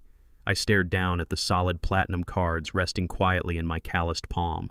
It was finally time to unleash the full, devastating magnitude of my true power. The heavy silence of the house was broken only by the faint metallic scraping of a key turning in the front lock. I lay perfectly still on top of my quilted bedspread in the darkened master bedroom. I kept my breathing slow and rhythmic, projecting the absolute stillness of a heavily sedated old man lost in a deep, chemically induced slumber. The front door groaned softly on its hinges, announcing my son's clandestine arrival. I held the military-grade encrypted mobile phone tightly against my chest, shielding the bright screen beneath a fold of the thick blanket. Hector's covert microcameras instantly transmitted a flawless high-definition feed directly to my palm. I watched Sean step into the shadowy hallway, moving with the exaggerated stealth of an amateur burglar. He did not bother to check my bedroom to see if I needed water or medical assistance. He bypassed my door entirely, confirming his complete lack of human concern for his supposedly dying father. His expensive leather shoes squeaked faintly against the hardwood floorboards as he crept directly toward my home office. He moved with a frantic, nervous energy, throwing anxious glances over his shoulder despite believing he was entirely alone with an incapacitated man. I stared at the glowing screen, tracking his every movement through the hidden lens embedded in the ventilation grate. He slipped into the office and quietly pulled the heavy wooden door shut behind him, sealing himself inside his makeshift crime scene. My heart beat with a steady, cold rhythm. I was watching my own flesh and blood willingly walk into an inescapable digital snare. Sean approached my heavy oak desk, completely unaware that he was standing squarely in the center of an invisible high-tech surveillance web meticulously designed to capture his ultimate betrayal. Sean dropped his sleek leather briefcase onto the center of the desk and snapped the brass clasps open. He began frantically pulling out thick stacks of legal documents, laying the fraudulent commercial deed flat under the warm glow of my brass reading lamp. He needed my authentic physical signature to satisfy the violent demands of the shadow lender Bruno, but he firmly believed my mind was far too shattered to hold a pen. He began rummaging through my top desk drawers, tossing aside utility bills and old receipts with reckless impatience. He was desperately searching for a pristine sample of my handwriting to trace. His frantic fingers eventually stopped on a small rectangular object tucked neatly inside a clear plastic sleeve. It was a simple, heavy cardstock birthday card I had given him exactly 5 years ago when he first launched his independent real estate firm. I watched through the hidden camera as he pulled the card from the sleeve and flipped it open. The high-resolution lens perfectly captured the bold black ink of my handwriting across the bottom of the page. I had written a very specific, deeply personal message meant to guide him through the difficult world of business. To my son, build your empire on solid ground. I had poured my entire heart into those few words, desperately hoping to instill the honest working-class values that had governed my entire life. I wanted him to understand that true wealth required patience, integrity, and a foundation of unyielding moral strength. Sean stared at the loving inscription for barely a second. He did not pause to absorb the profound meaning or reflect on the paternal sacrifice behind the sentiment. He felt absolutely zero remorse. He simply saw my name perfectly written in black ink and immediately flattened the cherished sentimental keepsake against the hard wooden desk to use as a primary criminal tool. Sean reached back into his leather briefcase and retrieved a pristine sheet of translucent tracing paper alongside a fine-tipped black fountain pen. He carefully overlaid the thin paper directly on top of the heartfelt birthday card, aligning the edges with absolute mechanical precision. He hunched over the heavy oak desk, completely consumed by a dark, unwavering criminal focus. His posture was rigid, his jaw clenched in tight concentration as he prepared to illegally sign away my entire life savings. I watched his hand move across the paper through the glaring blue light of my mobile screen. He pressed the pen down, tracing the distinct sharp loops and heavy downward strokes of my signature with agonizing slowness. He paused, frequently checking the original ink against his fraudulent copy, ensuring the forgery was entirely indistinguishable from my genuine handwriting. He was meticulously manufacturing the ultimate weapon of my financial destruction right in front of the hidden camera. The sheer audacity of the act was absolutely breathtaking. He carefully lifted the tracing paper, holding it up to the desk lamp to inspect his illicit handiwork. Satisfied with the flawless reproduction, he slid the massive commercial property deed directly under the tracing paper.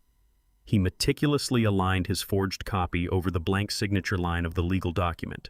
He pressed a blunt metal stylus against the translucent sheet, forcefully transferring the heavy ink impression deep into the fibers of the commercial deed. He was aggressively leveraging my own stolen name to surrender my secret multi-million-dollar downtown arts block directly into the blood-stained hands of a violent black market extortionist. He moved with the desperate, frantic efficiency of a trapped animal doing whatever it took to gnaw its own leg off and escape the crushing weight of his catastrophic financial failures. Sean pulled the tracing paper away and quickly filled in the freshly indented signature line on the deed with his fountain pen. The legal forgery was physically complete, but he needed one final element to make the fraudulent transfer absolutely bulletproof in the eyes of the shadow lender. He reached into the very bottom of his briefcase and produced a heavy metallic object that made the breath catch in my throat. It was an official state-registered notary seal. He had deliberately stolen the heavy iron stamp from a licensed corporate clerk at his own failing real estate firm to falsely authenticate his massive criminal theft. He lined up the metal seal beside his forged version of my name and pressed down with all his body weight. The heavy iron mechanism clamped shut with a dull, definitive thud, permanently embossing the thick legal paper with a fraudulent state certification.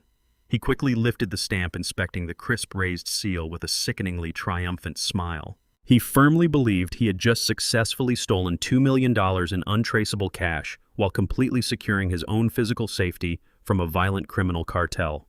He had absolutely no idea that he had just officially committed felony real estate forgery on a crystal-clear digital broadcast. He was entirely blind to the fact that Hector's microscopic high-definition lens had flawlessly captured his face, the stolen notary seal, and the forged signature in stunning, indisputable clarity. I lay in the dark, quiet bedroom watching him happily pack the fraudulent documents back into his leather briefcase. The suffocating weight of his betrayal was finally entirely eclipsed by the freezing, absolute certainty of my impending counterstrike. I pressed the save button on my encrypted phone, permanently securing the devastating video file. I now possessed the ultimate unassailable weapon to utterly annihilate his entire existence. I left the brick house before dawn the next morning, driving my rusted truck through the waking city toward the financial district.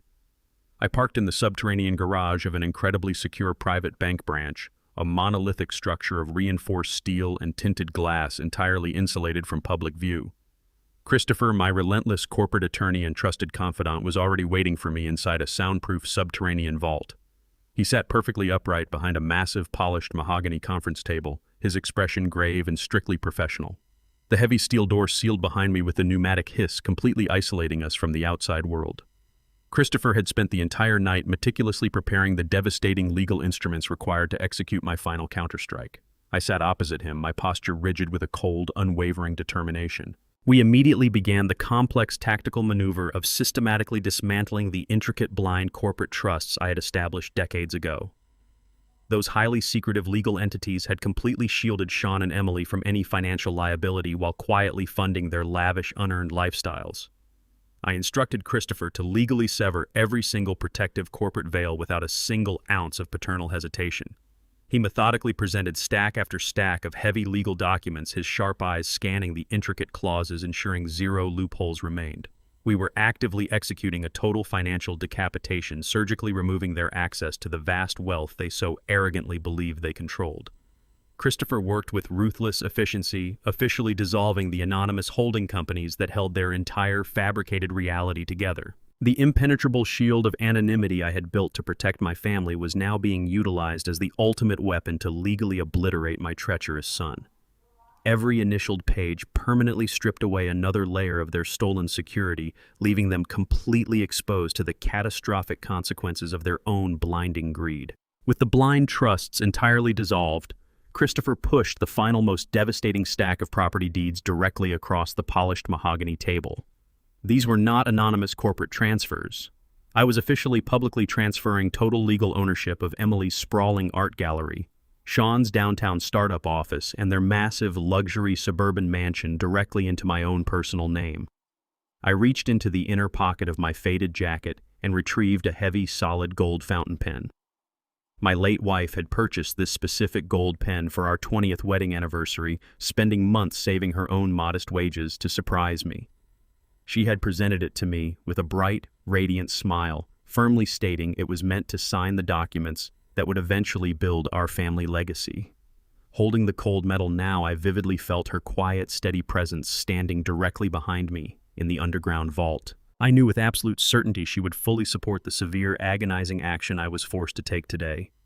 We had both sacrificed our youth, our physical health, and our comfort to provide Sean with a foundation of moral integrity, not a towering monument to arrogance and theft. Our overarching protection had failed, but I could still use her gift to permanently correct his disastrous path. I gripped the heavy gold pen and brought the sharp nib down onto the crisp parchment. I signed my name with slow, deliberate precision across the bottom of every single property deed, officially reclaiming my empire in the glaring, undeniable light of public record. The heavy ink flowed smoothly, permanently stripping Sean and Emily of their homes and their businesses in a matter of seconds. My late wife's beautiful anniversary gift was now serving as the definitive legal instrument of our son's absolute financial ruin. As I secured the final, legally signed deed, Christopher pivoted his secure laptop monitor toward my side of the table, his face tightening with profound disgust. He had been quietly monitoring Sean and Emily's recent digital footprint, tracking the frantic, massive financial hemorrhaging occurring through their remaining unsecured credit lines. He pulled up a highly polished, professionally designed digital invitation broadcasting directly across Emily's public social media platforms. It was an extravagant, obnoxiously ostentatious advertisement for a massive, grand reopening gala at her downtown art gallery. Christopher rapidly cross-referenced the digital invitation with a horrifying cascade of fresh, exorbitant vendor invoices he had just intercepted. Emily was currently bleeding tens of thousands of dollars on imported floral arrangements, premium catering contracts, and a top-tier live classical quartet to entertain the city's wealthiest elite. She was aggressively utilizing the very last remaining fragments of her available credit, blindly confident that Sean's illegal violent transaction with Bruno would miraculously cover the catastrophic shortfall. The sheer scale of the reckless, arrogant spending displayed on the glowing screen was absolutely nauseating. They were actively orchestrating a monumentally expensive high society celebration to publicly flaunt a level of wealth and success they absolutely did not possess. Christopher silently scrolled through the massive itemized receipts, pointing out the deeply offensive, frivolous expenditures being finalized at the exact same moment they were actively conspiring to lock me away in a chemically sedated nightmare.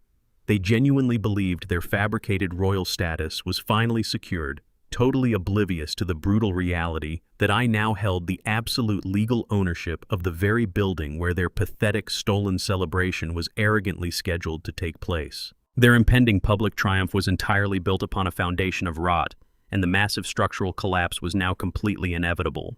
The most sickening, horrifying realization washed over me as I stared at the bold, elegant calligraphy displaying the exact date of Emily's extravagant reopening gala. The lavish high society celebration was aggressively scheduled to begin promptly at exactly 7 o'clock on Friday night. The absolute moral bankruptcy of their synchronized timeline struck me with the force of a physical blow to the chest.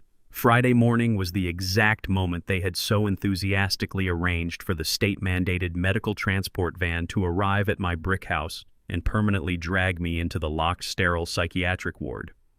Friday night was the exact non-negotiable deadline the violent black market lender Bruno had aggressively established for the physical delivery of the stolen commercial property deed. My son and his wife had meticulously engineered a timeline where they would be sipping expensive imported champagne and laughing with the city's elite at the precise moment I was being strapped to a hospital bed and injected with heavy chemical sedatives. They actively intended to celebrate their newly acquired blood-soaked wealth while simultaneously feeding my entire vast commercial empire to a ruthless criminal cartel.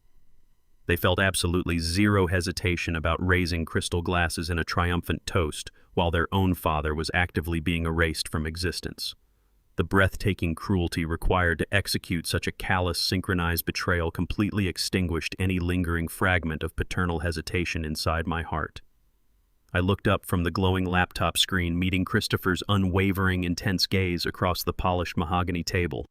We both understood the absolute, undeniable finality of the impending collision. I smoothly gathered the newly executed property deeds, placing them securely inside my jacket next to the heavy gold pen. I was going to attend that extravagant Friday night gala, and I was going to deliver a devastating reality that would permanently shatter their entire world. I remained seated across from Christopher in the cold, subterranean vault, the heavy gold pen still resting warmly in my palm. The massive property deeds were completely secured, effectively reversing decades of carefully structured corporate anonymity. Our next immediate tactical maneuver required absolute legal brutality. Christopher rapidly pulled up a series of highly specialized legal templates on his secure monitor. We were not simply preparing standard 30-day eviction notices. We were weaponizing the absolute highest level of commercial and residential termination laws available to execute an immediate, undeniable purge. Christopher methodically outlined the unassailable legal strategy to guarantee their immediate removal. By leveraging the newly discovered digital evidence of Sean actively attempting to commit felony real estate forgery and engaging in unauthorized commercial subletting, Christopher had all the ammunition necessary to bypass standard tenant protections entirely. He cited blatant criminal fraud and severe breach of fiduciary duty as the unyielding cause for instantaneous contract termination. There would be absolutely no mandatory waiting periods, no legal grace periods, and zero opportunity for an emergency injunction or court appeal. The scope of the impending legal strike was totally comprehensive and utterly devastating.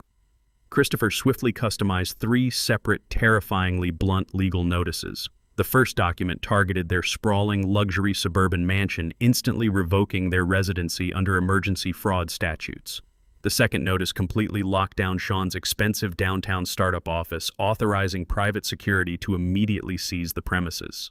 The third and final document was aimed directly at the crown jewel of their fabricated high society lifestyle, ordering the immediate closure of Emily's lavish contemporary art gallery.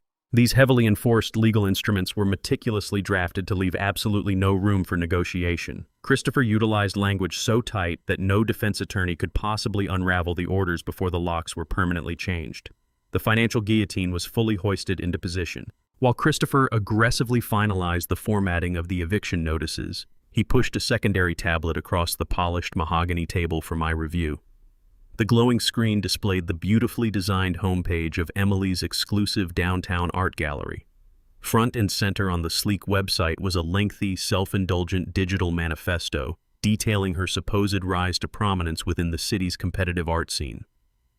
I stared at her professionally photographed portrait, reading the incredibly arrogant words she used to actively deceive her wealthy clients and fabricate her origin story. In the glossy online biography, Emily proudly claimed she had built her luxury brand entirely from scratch through relentless independent hustle and unmatched business acumen.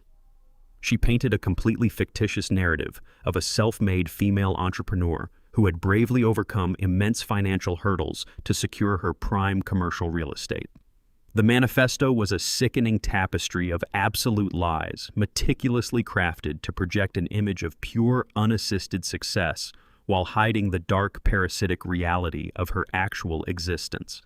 She demanded the public's adoration for struggles she had never endured. The true reality of her business venture was completely funded by the exact same man she was currently attempting to lock inside an asylum.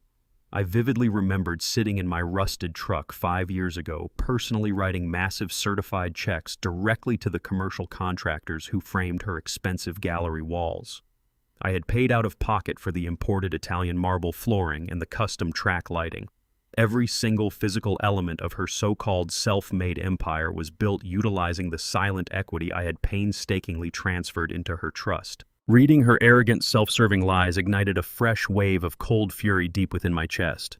The staggering magnitude of her entitlement was utterly repulsive. She had spent years actively insulting my modest working-class appearance, completely oblivious to the fact that my calloused hands had built the foundation of her high society playground. The heavy silence of the bank vault was suddenly shattered by the sharp pneumatic hiss of the reinforced steel doors sliding open. Hector marched into the secure subterranean room, his rigid military posture radiating an aura of immediate high-stakes danger. He did not bother to sit down or offer a polite greeting. His heavily scarred face was locked in a grim expression of pure tactical urgency. He dropped a sleek, encrypted tracking device onto the mahogany table directly next to the freshly printed eviction notices, demanding our absolute and immediate attention.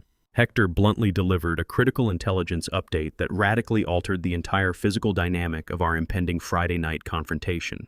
His highly advanced digital surveillance network had just intercepted a fresh series of deeply alarming encrypted communications between Sean and the black market loan broker.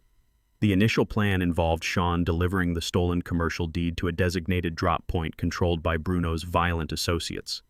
However, Hector confirmed that the transaction protocols had suddenly and drastically shifted in the last hour, escalating the immediate danger to a catastrophic level. The violent underground lender was no longer willing to utilize his standard collection runners or trust Sean to execute the illicit transfer remotely.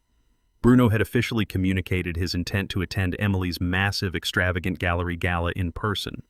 The notorious criminal broker planned to blend seamlessly into the wealthy crowd, aggressively forcing Sean to hand over the physical property deed directly into his own hands under the cover of the loud, high society celebration.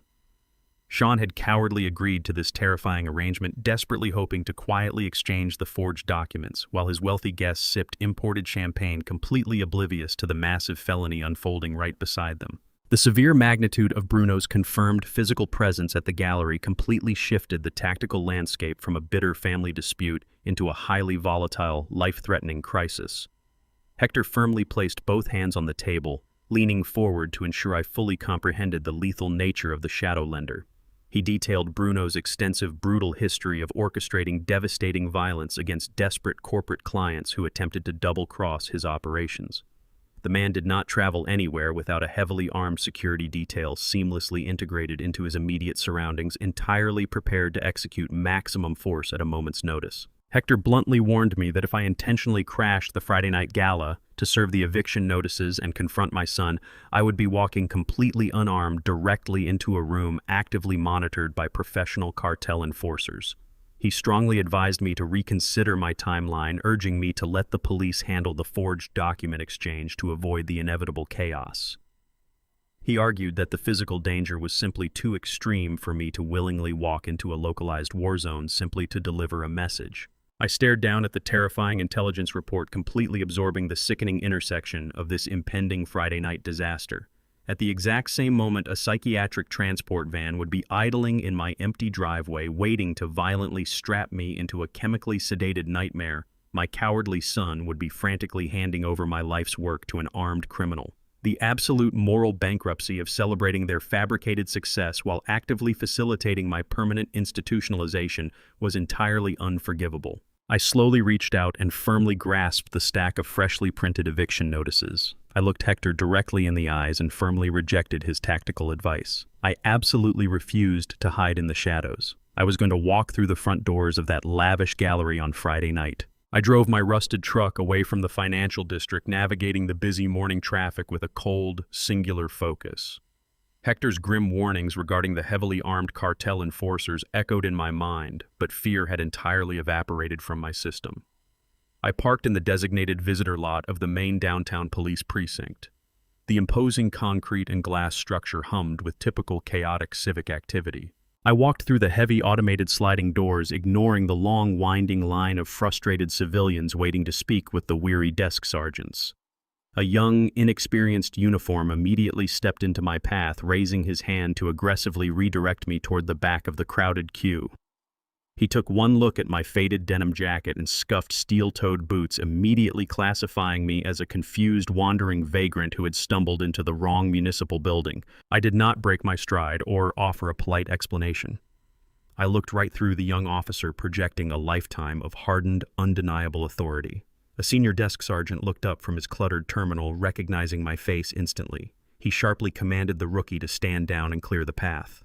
The seasoned officer offered me a respectful nod, silently buzzing open the reinforced security gate that separated the public lobby from the restricted internal corridors. I walked past the heavy metal turnstiles without signing a visitor log or surrendering my identification. I navigated the maze of bustling detective bullpens and interrogation rooms with the confident muscle memory of a man walking through his own living room. I bypassed the administrative assistants, entirely marching directly toward the heavy frosted glass door at the very end of the executive hallway. I pushed the door open without knocking, stepping into the private sanctuary of the chief of police. Chief Marcus Vance sat behind his massive mahogany desk, his stern, heavily lined face buried deep in a mountain of official municipal reports. He looked up sharply, clearly agitated by the sudden unannounced intrusion into his secure office. However, the moment he registered my face, his rigid posture instantly relaxed into a posture of deep, profound respect. He stood up immediately, offering a firm, genuine handshake. Marcus knew exactly who I was, completely unbothered by my faded blue-collar attire. Exactly 10 years ago, the city had completely run out of critical municipal funding during the early stages of this precinct's massive structural renovation. The crucial project was entirely stalled, threatening the safety and operational capacity of the entire local police force.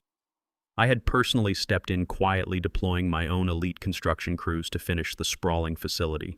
I completely absorbed the massive labor costs directly out of my own private accounts, executing the donation anonymously out of deep, unwavering respect for local law enforcement.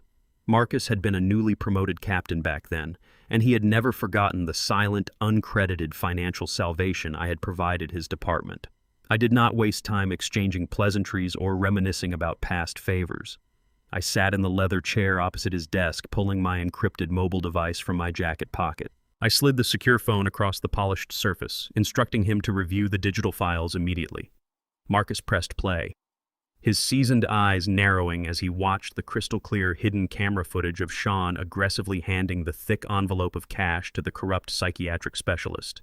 He listened in absolute horrified silence as the intercepted audio recording filled the room, clearly exposing my son offering my stolen commercial empire as direct collateral to a notoriously violent underground cartel boss. The seasoned police chief sat frozen in his chair long after the chilling audio recording finished playing. He slowly pushed the encrypted device back across the desk, his jaw clenched in pure, unadulterated fury. Marcus had spent his entire decorated career aggressively battling the violent parasitic influence of underground black market syndicates.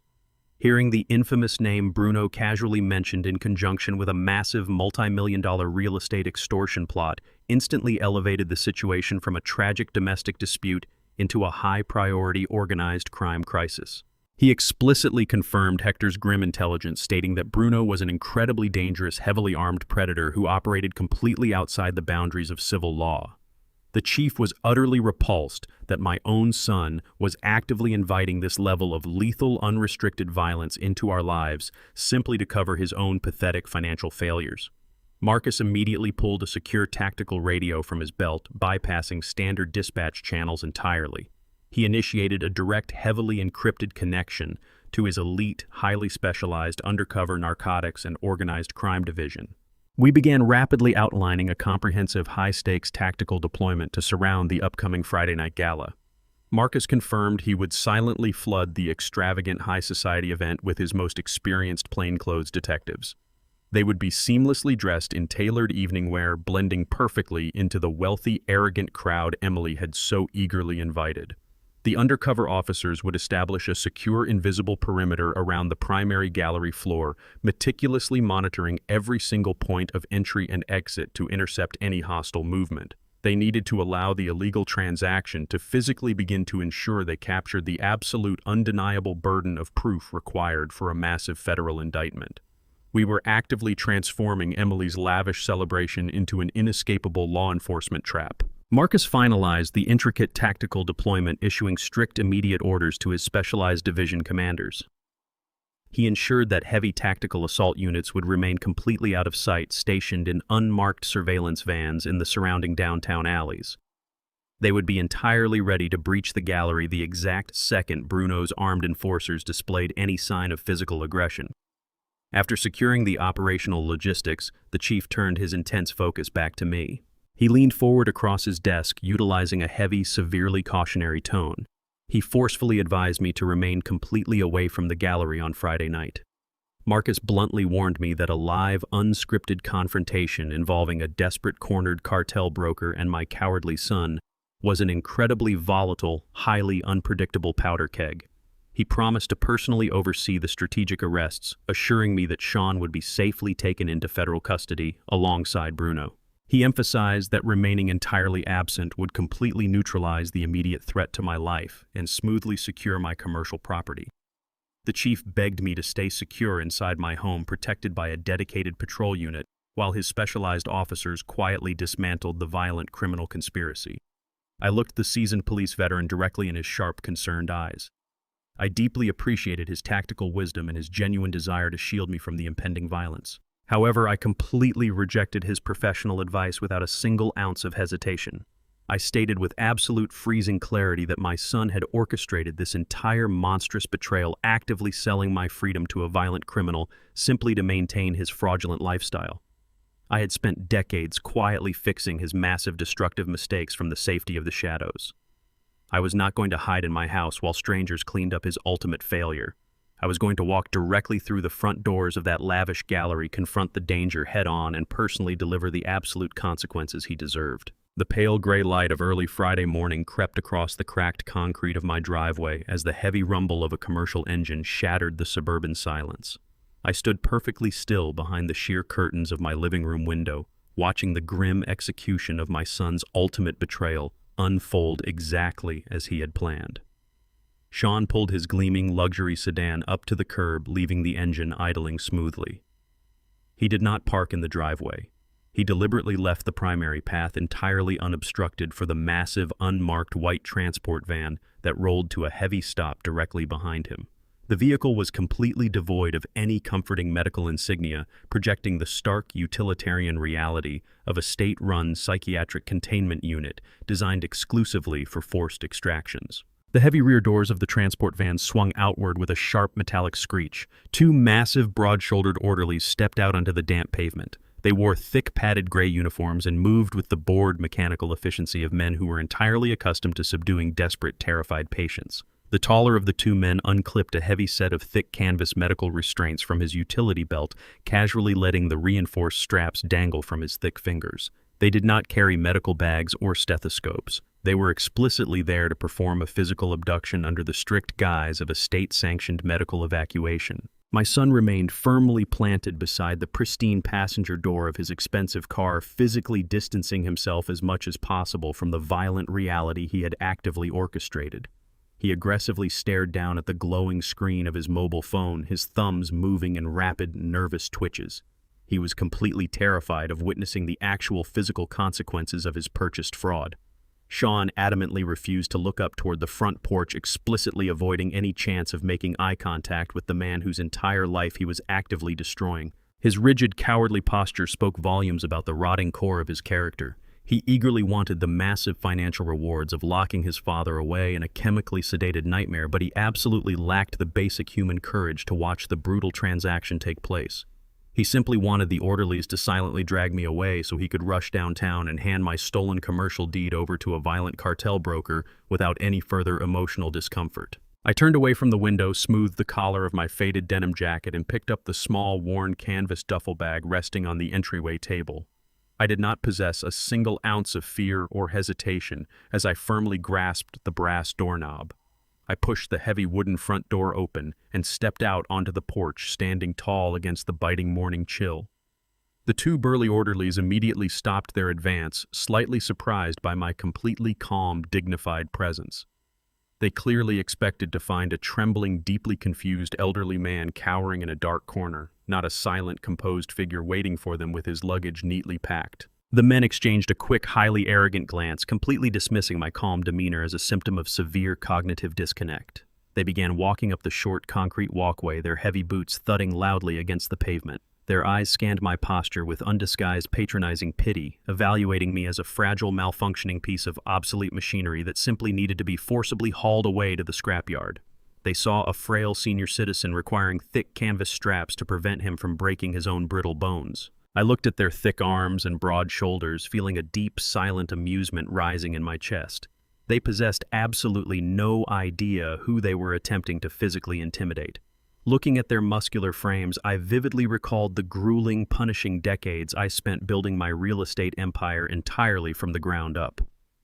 I remembered standing on freezing construction sites before dawn, single-handedly hauling massive steel I-beams that weighed considerably more than both of these arrogant men combined. I had shattered my hands and exhausted my spine lifting solid concrete blocks and wrestling raw iron to forge the exact financial foundation my son was now desperately trying to steal. My physical strength had built the very luxury lifestyle Sean was currently hiding behind. These orderlies viewed me as a weak, defenseless target, completely blind to the fact that beneath my faded jacket and gray hair rested the dense, unyielding muscle memory of a man who had conquered far heavier, far more dangerous obstacles than a pair of state-paid thugs. The taller orderly reached the bottom step of my porch, raising his hands in a slow, placating gesture while holding the heavy canvas restraints clearly in view. He utilized a loud, incredibly slow and insulting tone, speaking to me as if I were a frightened toddler incapable of understanding basic language. He commanded me to drop the canvas duffel bag and walk slowly down the stairs, falsely promising that they were simply taking me to a nice, safe place where I could rest. He took another heavy step forward, his thick fingers opening wide to aggressively grab my forearms and forcefully secure the heavy straps around my wrists. I did not retreat a single inch, remaining perfectly rooted to the wooden floorboards of my porch. Just as the orderly's hand lunged forward to make physical contact with my jacket, the dense evergreen bushes lining the perimeter of my driveway rustled violently. Hector stepped out from the deep shadows of the foliage, moving with breathtaking tactical speed and absolute military precision. He bypassed the orderlies entirely, firmly positioning his broad, heavily scarred frame directly between my body and the advancing medical staff. Simultaneously, the doors of an unmarked, heavily tinted sport utility vehicle parked discreetly down the street swung open. Two fully uniformed, heavily armed city police officers sprinted up the concrete driveway, their hands resting firmly on their utility belts. They flanked Hector perfectly, instantly, establishing an impenetrable, highly authoritative physical barrier that completely locked down the entire front yard. The sudden, overwhelming presence of legitimate law enforcement instantly froze the two orderlies in their tracks. Their arrogant, patronizing smirks vanished entirely, replaced by deep, immediate confusion, as they found themselves surrounded by genuine tactical force. Hector reached into the inner pocket of his tactical jacket and retrieved a thick, officially sealed legal document. He aggressively thrust the crisp paperwork directly into the chest of the lead orderly. Hector loudly and clearly announced that he was serving a highly expedited, federal court-mandated injunction, explicitly blocking the medical hold and instantly terminating the psychiatric transfer.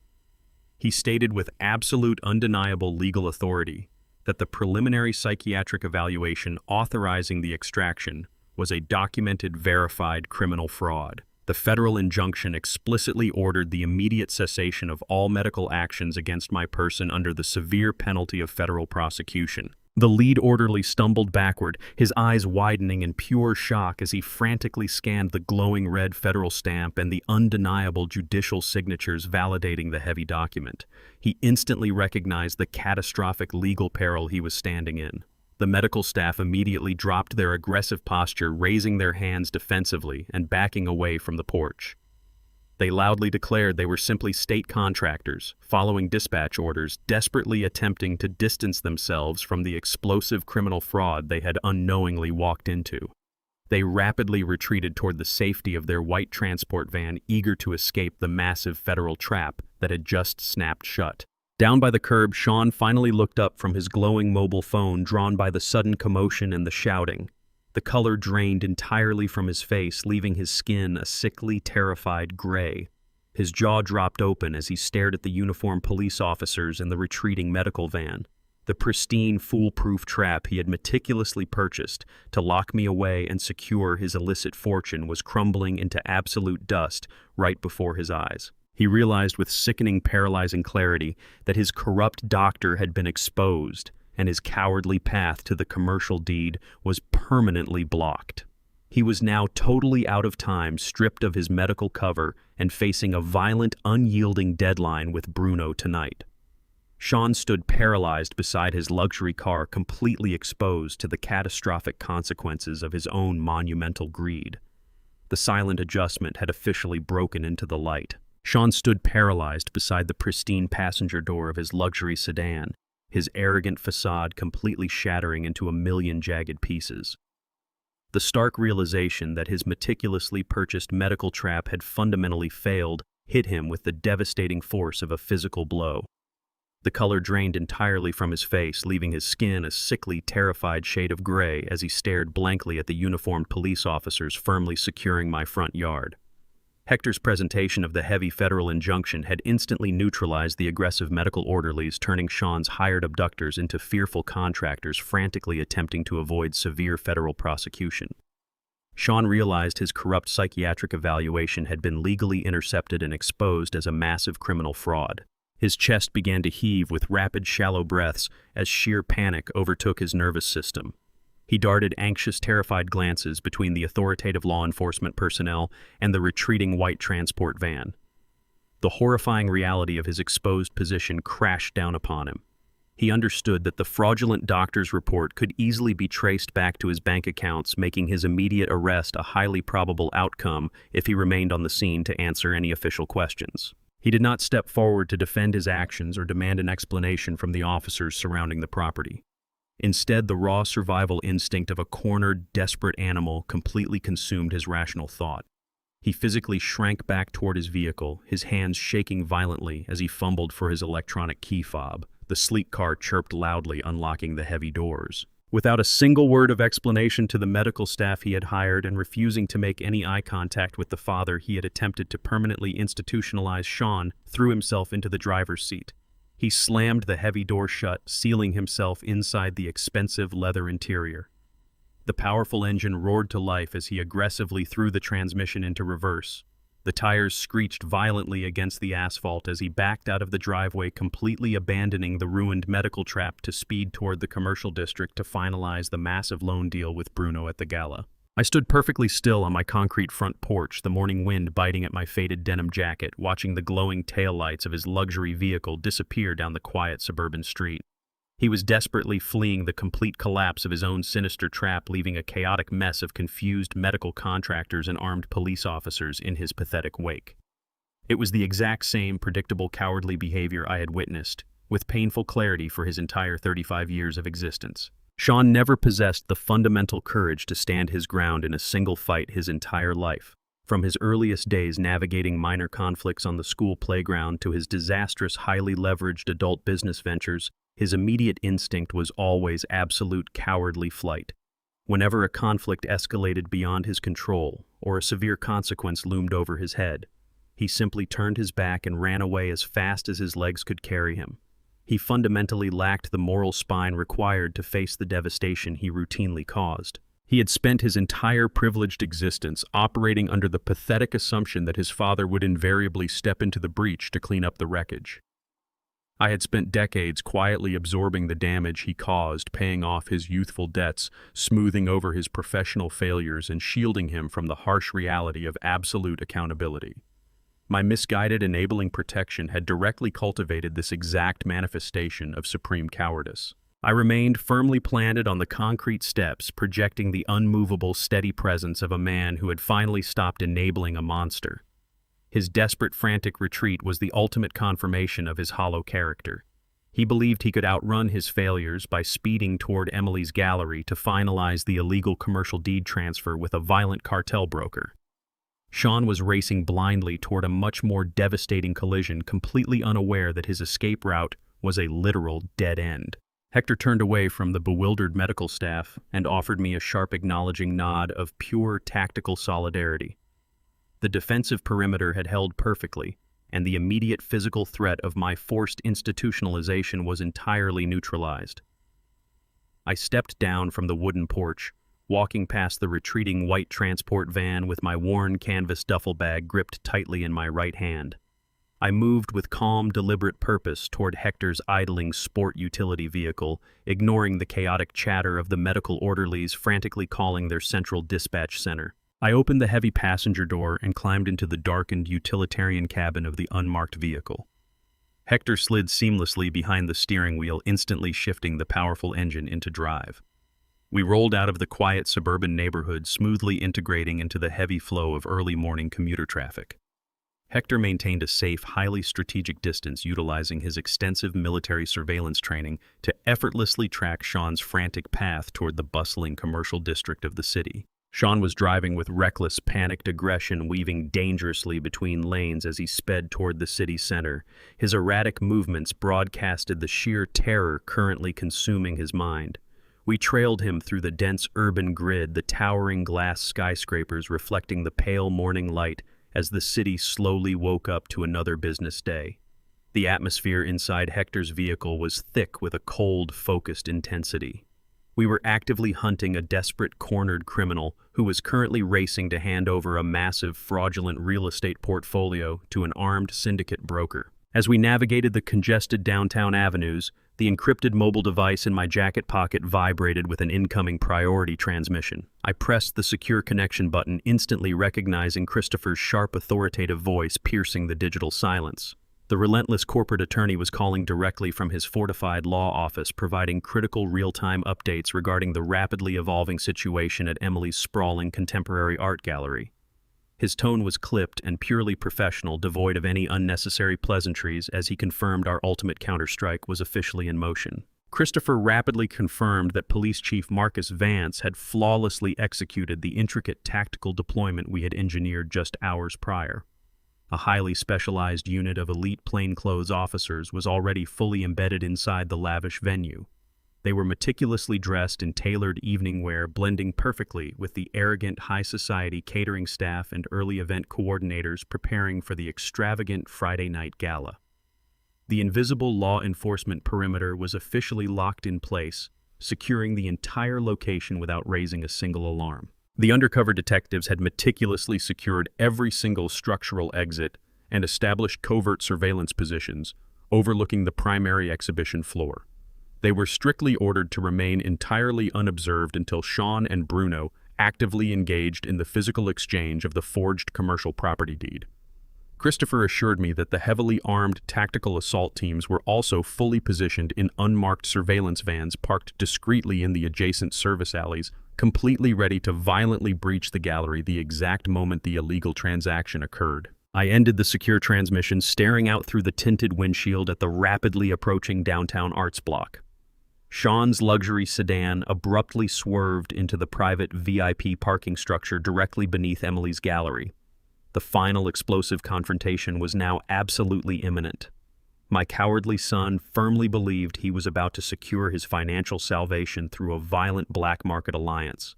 He had absolutely no idea he was walking straight into an inescapable, heavily armed trap engineered by the very father he had tried to destroy. The downtown commercial block was completely paralyzed by a fleet of black luxury vehicles and valet attendants scrambling across the wet pavement. I stepped out of Hector's unmarked vehicle and walked directly toward the towering glass facade of the gallery. The grand reopening gala was a sickening monument to unearned excess and desperate vanity. A massive crimson carpet cascaded down the concrete steps flanked by towering arrangements of rare imported white orchids that scented the cold night air with an overpowering floral sweetness. Inside the glowing exhibition hall, the scene was a chaotic blur of high society indulgence. Enormous, meticulously carved ice sculptures dripped onto silver platters, catching the reflection of custom track lighting. Waiters in crisp white tuxedos navigated the crowded floor, balancing towering pyramids of crystal champagne flutes. I did not pause to admire the stolen grandeur.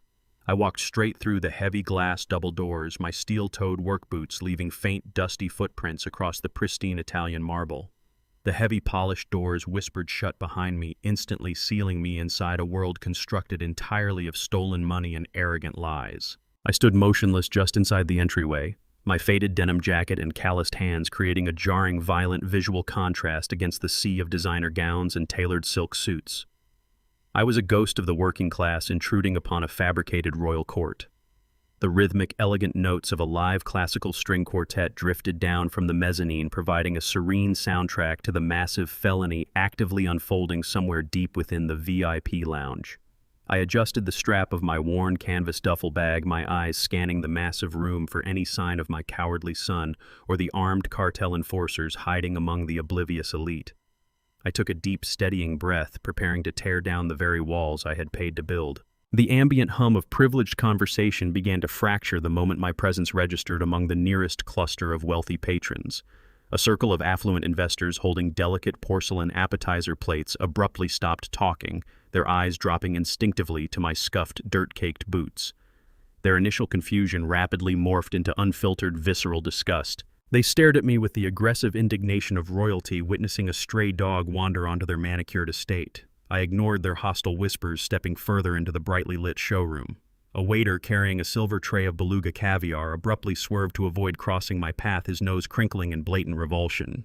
The sheer scale of the culinary extravagance surrounding me was a direct insult to my decades of brutal physical labor. Emily had not compromised on a single luxury for her desperate bid at social validation.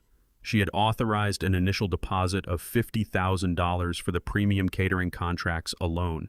Every single ounce of the imported caviar, every carved truffle, and every drop of vintage champagne currently flowing into the Crystal Towers had been charged directly to a high-limit corporate business card entirely tied to my silent equity. The absolute audacity of her criminal spending fueled the cold rhythm of my heartbeat. She was actively feeding the city's most affluent predators, utilizing the financial lifeblood I had bled to accumulate. The guests sneered at my worn jacket, completely oblivious to the freezing reality that my stolen capital had purchased the very champagne they were happily swallowing. They judged me as a pathetic, wandering vagrant, entirely blind to the fact that I held the absolute legal ownership of the ground beneath their expensive leather shoes. I continued my slow, methodical march across the exhibition floor, forcing the sea of silk and velvet to physically part before my uncompromising advance. I navigated the maze of modern art installations, my eyes locked on the elevated VIP lounge situated at the far end of the sprawling gallery. Suddenly, a sharp, piercing gasp cut through the polite murmurs of the crowd. I turned my head slightly, my gaze immediately colliding with Emily. She was standing near a massive abstract painting holding court among a group of wealthy local socialites. She wore a stunning, skin-tight designer gown that sparkled under the custom lighting, her posture radiating absolute triumph. The moment her eyes locked onto my face, the fabricated smile of the successful, self-made entrepreneur instantly shattered. Her features contorted into a mask of pure, unadulterated horror and venomous rage. She recognized me immediately, completely failing to understand how the incapacitated man she had arranged to be dragged into an asylum that very morning was currently standing in the center of her exclusive gala. She glared at me with absolute hatred, practically radiating the toxic desperation of a criminal watching her perfect alibi evaporate in real time. The shock of my physical presence quickly gave way to a violent protective fury. Her eyes widened, scanning the room frantically to see if her wealthy clients had noticed the embarrassing, dirty old man ruining her pristine aesthetic. The veins in her neck bulged against her heavy diamond necklace. She abruptly excused herself from her circle of admirers, slamming her crystal champagne flute down onto a nearby pedestal with enough force to shatter the delicate stem. She marched aggressively across the polished marble floor, her expensive heels clicking with a rapid, furious tempo. Her hands clenched into tight fists at her sides, ready to eliminate the walking reminder of the massive fraud she had built her life upon. She was completely determined to protect her stolen empire at any cost. Emily closed the distance between us with terrifying speed, her face flushing crimson with a mixture of profound embarrassment and boiling anger. She stopped less than 3 feet away from my chest, her designer perfume masking the stench of her absolute moral decay. She did not bother to ask how I had escaped the medical transport van or question the failure of their intricate trap. She simply saw an immediate threat to her fabricated social standing and reacted with ruthless, entitled aggression. She raised her hand sharply, snapping her fingers in the air to immediately summon her privately contracted security detail. 3 massive, broad-shouldered guards in fitted black suits instantly detached themselves from the perimeter walls, moving rapidly to flank her position. Emily pointed a manicured finger directly at my face, her voice dropping into a harsh, venomous whisper designed to avoid alerting the nearby guests. She explicitly commanded the guards to forcefully grab the trespassing vagrant and throw him out onto the wet pavement. She demanded they use whatever physical violence was necessary to instantly drag the disgusting old man out of her pristine gallery before he ruined her entire professional reputation. The head security guard immediately lunged forward, his heavy hands reaching out to aggressively grab the collar of my faded denim jacket. He severely underestimated the situation, firmly believing he was simply removing a confused, harmless civilian who had wandered into an exclusive private event. Emily stood behind her violent enforcers with a cold, triumphant sneer, completely convinced she possessed the absolute authority to banish me from the premises. The very first direct physical confrontation of the night had officially been triggered. I planted my steel-toed boots firmly onto the Italian marble floor, tightening my grip on the canvas duffel bag, entirely prepared to deliver the legal guillotine. The 3 massive security guards stepped forward in total unison, their faces set in aggressive determination. They spread out across the polished Italian marble floor, moving to quickly flank my position and execute Emily's vicious command.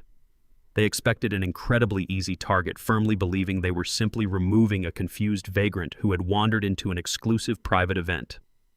I stood my ground, completely projecting the unyielding authority of a man who owned the very foundation beneath their feet. As the lead guard lunged forward, extending his thick hands to aggressively grab the collar of my faded denim jacket, I raised a single, heavily calloused hand. The movement was a sharp, commanding gesture loaded with absolute control. The sheer physical presence I radiated caused the massive guard to instinctively freeze mid-step. He stopped dead in his tracks, paralyzed by a sudden sense of high-stakes danger. I did not even look at the enforcer. My cold gaze remained entirely locked on my daughter-in-law. Without breaking my intense eye contact with Emily, I reached smoothly into the inner pocket of my worn jacket.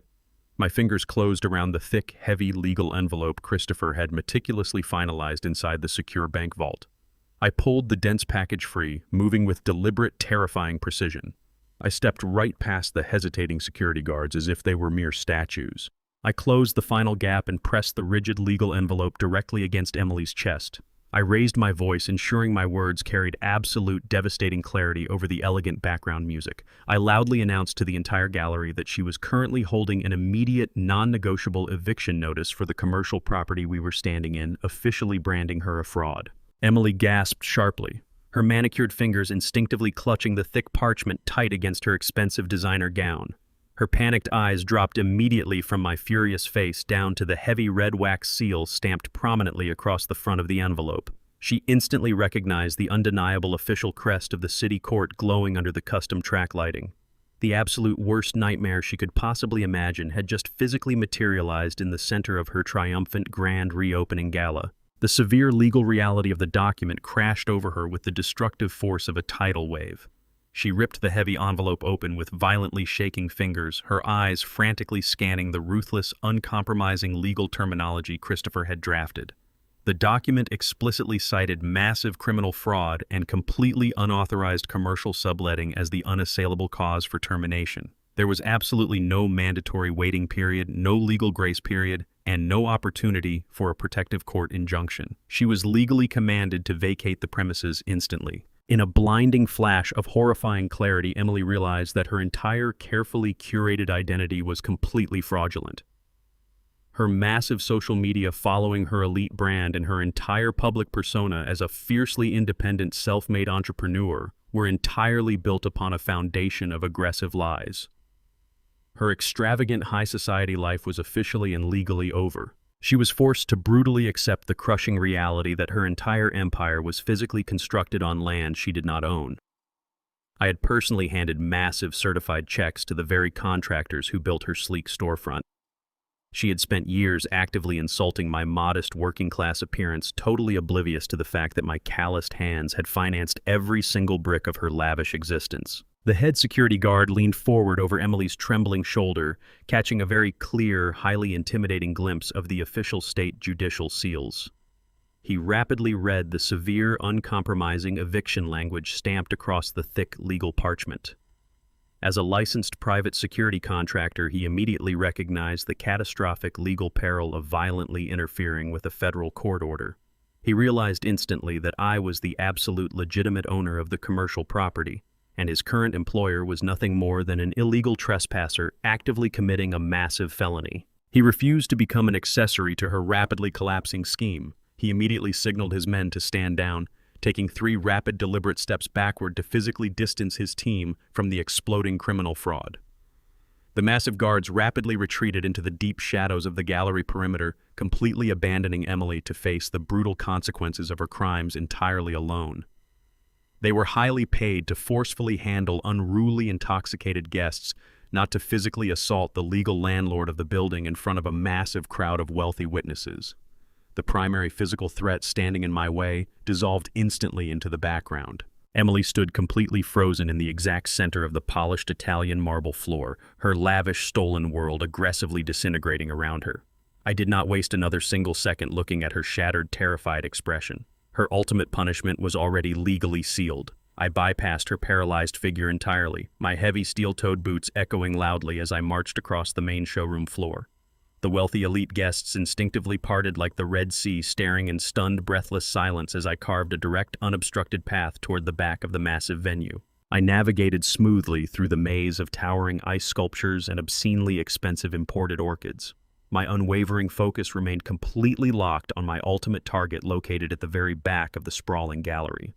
I approached the heavy floor-to-ceiling frosted glass doors that entirely concealed the exclusive VIP lounge from the prying eyes of the general public. The muffled, tense sounds of a highly secretive, high-stakes conversation leaked faintly through the thick glass barrier, confirming my treacherous son was actively inside. Behind those heavy, secluded doors, Sean was frantically attempting to finalize the most devastating, unforgivable betrayal of our entire lives. He desperately believed he was mere seconds away from successfully trading my stolen commercial property deed directly into the blood-stained hands of the violent underground lender Bruno. He was completely convinced that he was entirely safe behind closed doors, hidden away from the consequences of his pathetic failures. He was actively destroying my legacy to finance his fraudulent reality. I reached out and firmly grasped the cold, polished brass handles of the VIP lounge doors. I did not pause to consider the severe, lethal physical danger awaiting me inside the restricted room alongside the heavily armed cartel enforcers. The terrifying warnings delivered by Police Chief Marcus Vance completely vanished from my mind, replaced entirely by a freezing, absolute demand for total accountability. I channeled decades of silent paternal sacrifice, exhausting physical labor, and righteous burning fury directly into my tight grip on the metal handles. With a sudden, explosive surge of raw physical strength, I shoved the heavy frosted glass doors violently open. They swung outward with tremendous force, slamming aggressively against the interior walls with a deafening crash that instantly shattered the secretive atmosphere.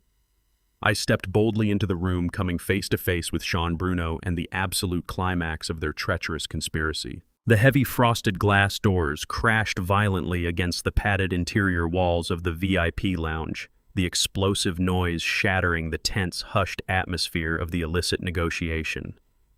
I stepped into the dimly lit, luxurious room with long, aggressive strides, completely ignoring the sheer physical danger currently occupying the space. Sean sat rigidly on the edge of an imported leather sofa, his trembling hand extended across a low glass table. He was mere inches away from surrendering a thick, official-looking document directly to Bruno, a heavily built, scarred man radiating the terrifying, unyielding calm of a seasoned predator. Two massive armed cartel enforcers flanked the Shadowlender, their hands instinctively dropping toward the concealed weapons resting beneath their tailored jackets the exact second I breached the threshold. I did not pause to evaluate their tactical response or calculate the imminent risk to my own life. I marched straight toward the low glass table, the worn rubber soles of my steel-toed boots grinding heavily into the plush carpet.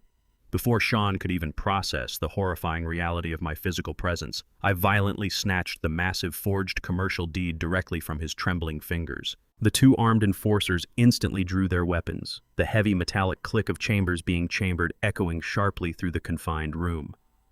Bruno raised a single calloused hand, signaling his men to hold their fire while he evaluated the sudden, completely unexpected intrusion. Sean scrambled backward across the expensive leather sofa, his face completely drained of color, stuttering a pathetic, incoherent defense as his entire fraudulent reality collapsed around him. I ignored my cowardly son entirely, locking my unwavering gaze directly onto Bruno.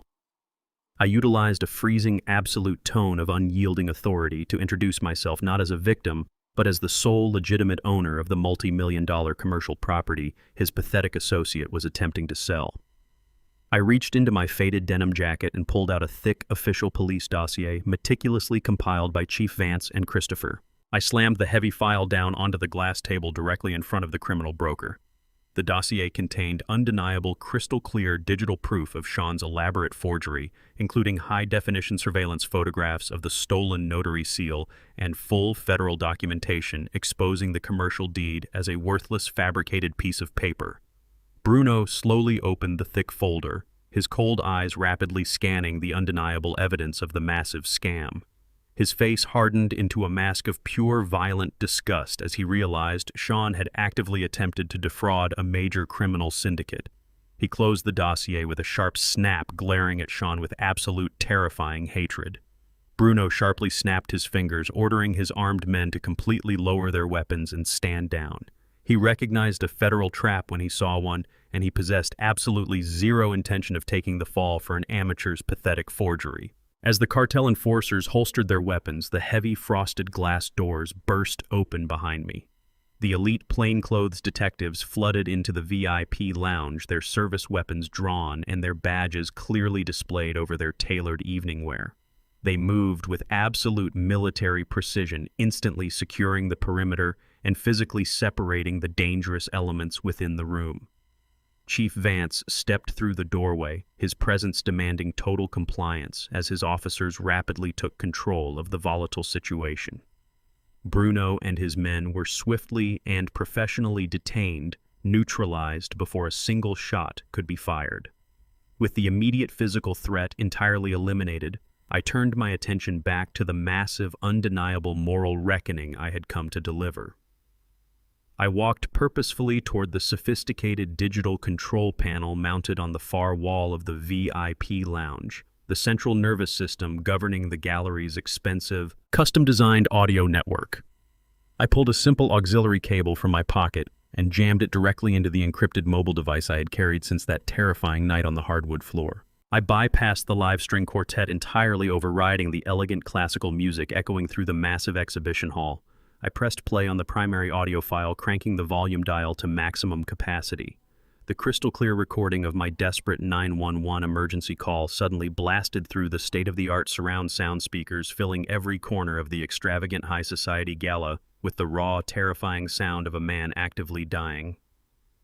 The wealthy elite guests froze in absolute horrified silence as my raspy, agonizing gasps for air echoed across the Italian marble floors. The devastating recording clearly captured the dispatcher frantically begging for a physical address, followed immediately by the sickeningly clear audio of the secondary line picking up. The entire lavish reopening gala stood paralyzed as Sean's callous, arrogant laughter boomed through the speakers. They heard his annoyed, highly inconvenient sigh as he explicitly told his dying father to hang up the phone and call a commercial taxicab because he and Emily were far too busy taking their newly purchased purebred dog for an evening walk to deal with a massive cardiac event. I turned slowly from the audio panel, my eyes sweeping across the luxurious VIP lounge, until they landed on a plush velvet armchair tucked securely into the corner of the room. Resting upon the expensive fabric was a custom-designed imported leather animal carrier. Inside the ridiculously expensive bag sat the exact same purebred designer dog Sean had prioritized over my survival. The animal stared back at me with innocent, unblinking eyes, completely unaware of the horrifying financial and moral devastation its very existence represented. Emily had purchased that specific dog utilizing the massive unsecured credit lines tied directly to my silent equity. My own son had actively chosen to walk an animal purchased with stolen money while casually leaving me to die alone in the dark. The sickening reality of their absolute moral bankruptcy hung heavy in the air, exposed for every single wealthy investor and local socialite to hear. The heavy, humiliating silence following the audio broadcast was instantly broken by the sharp metallic snap of steel handcuffs. The undercover detectives hauled Sean up from the expensive leather sofa, roughly twisting his arms behind his back to secure the heavy restraints.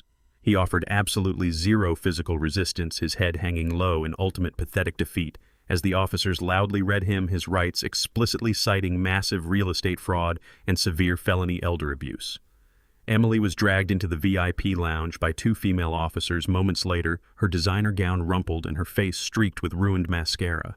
She sobbed hysterically, frantically, attempting to blame Sean for the entire conspiracy, her complete lack of loyalty instantly exposed under pressure.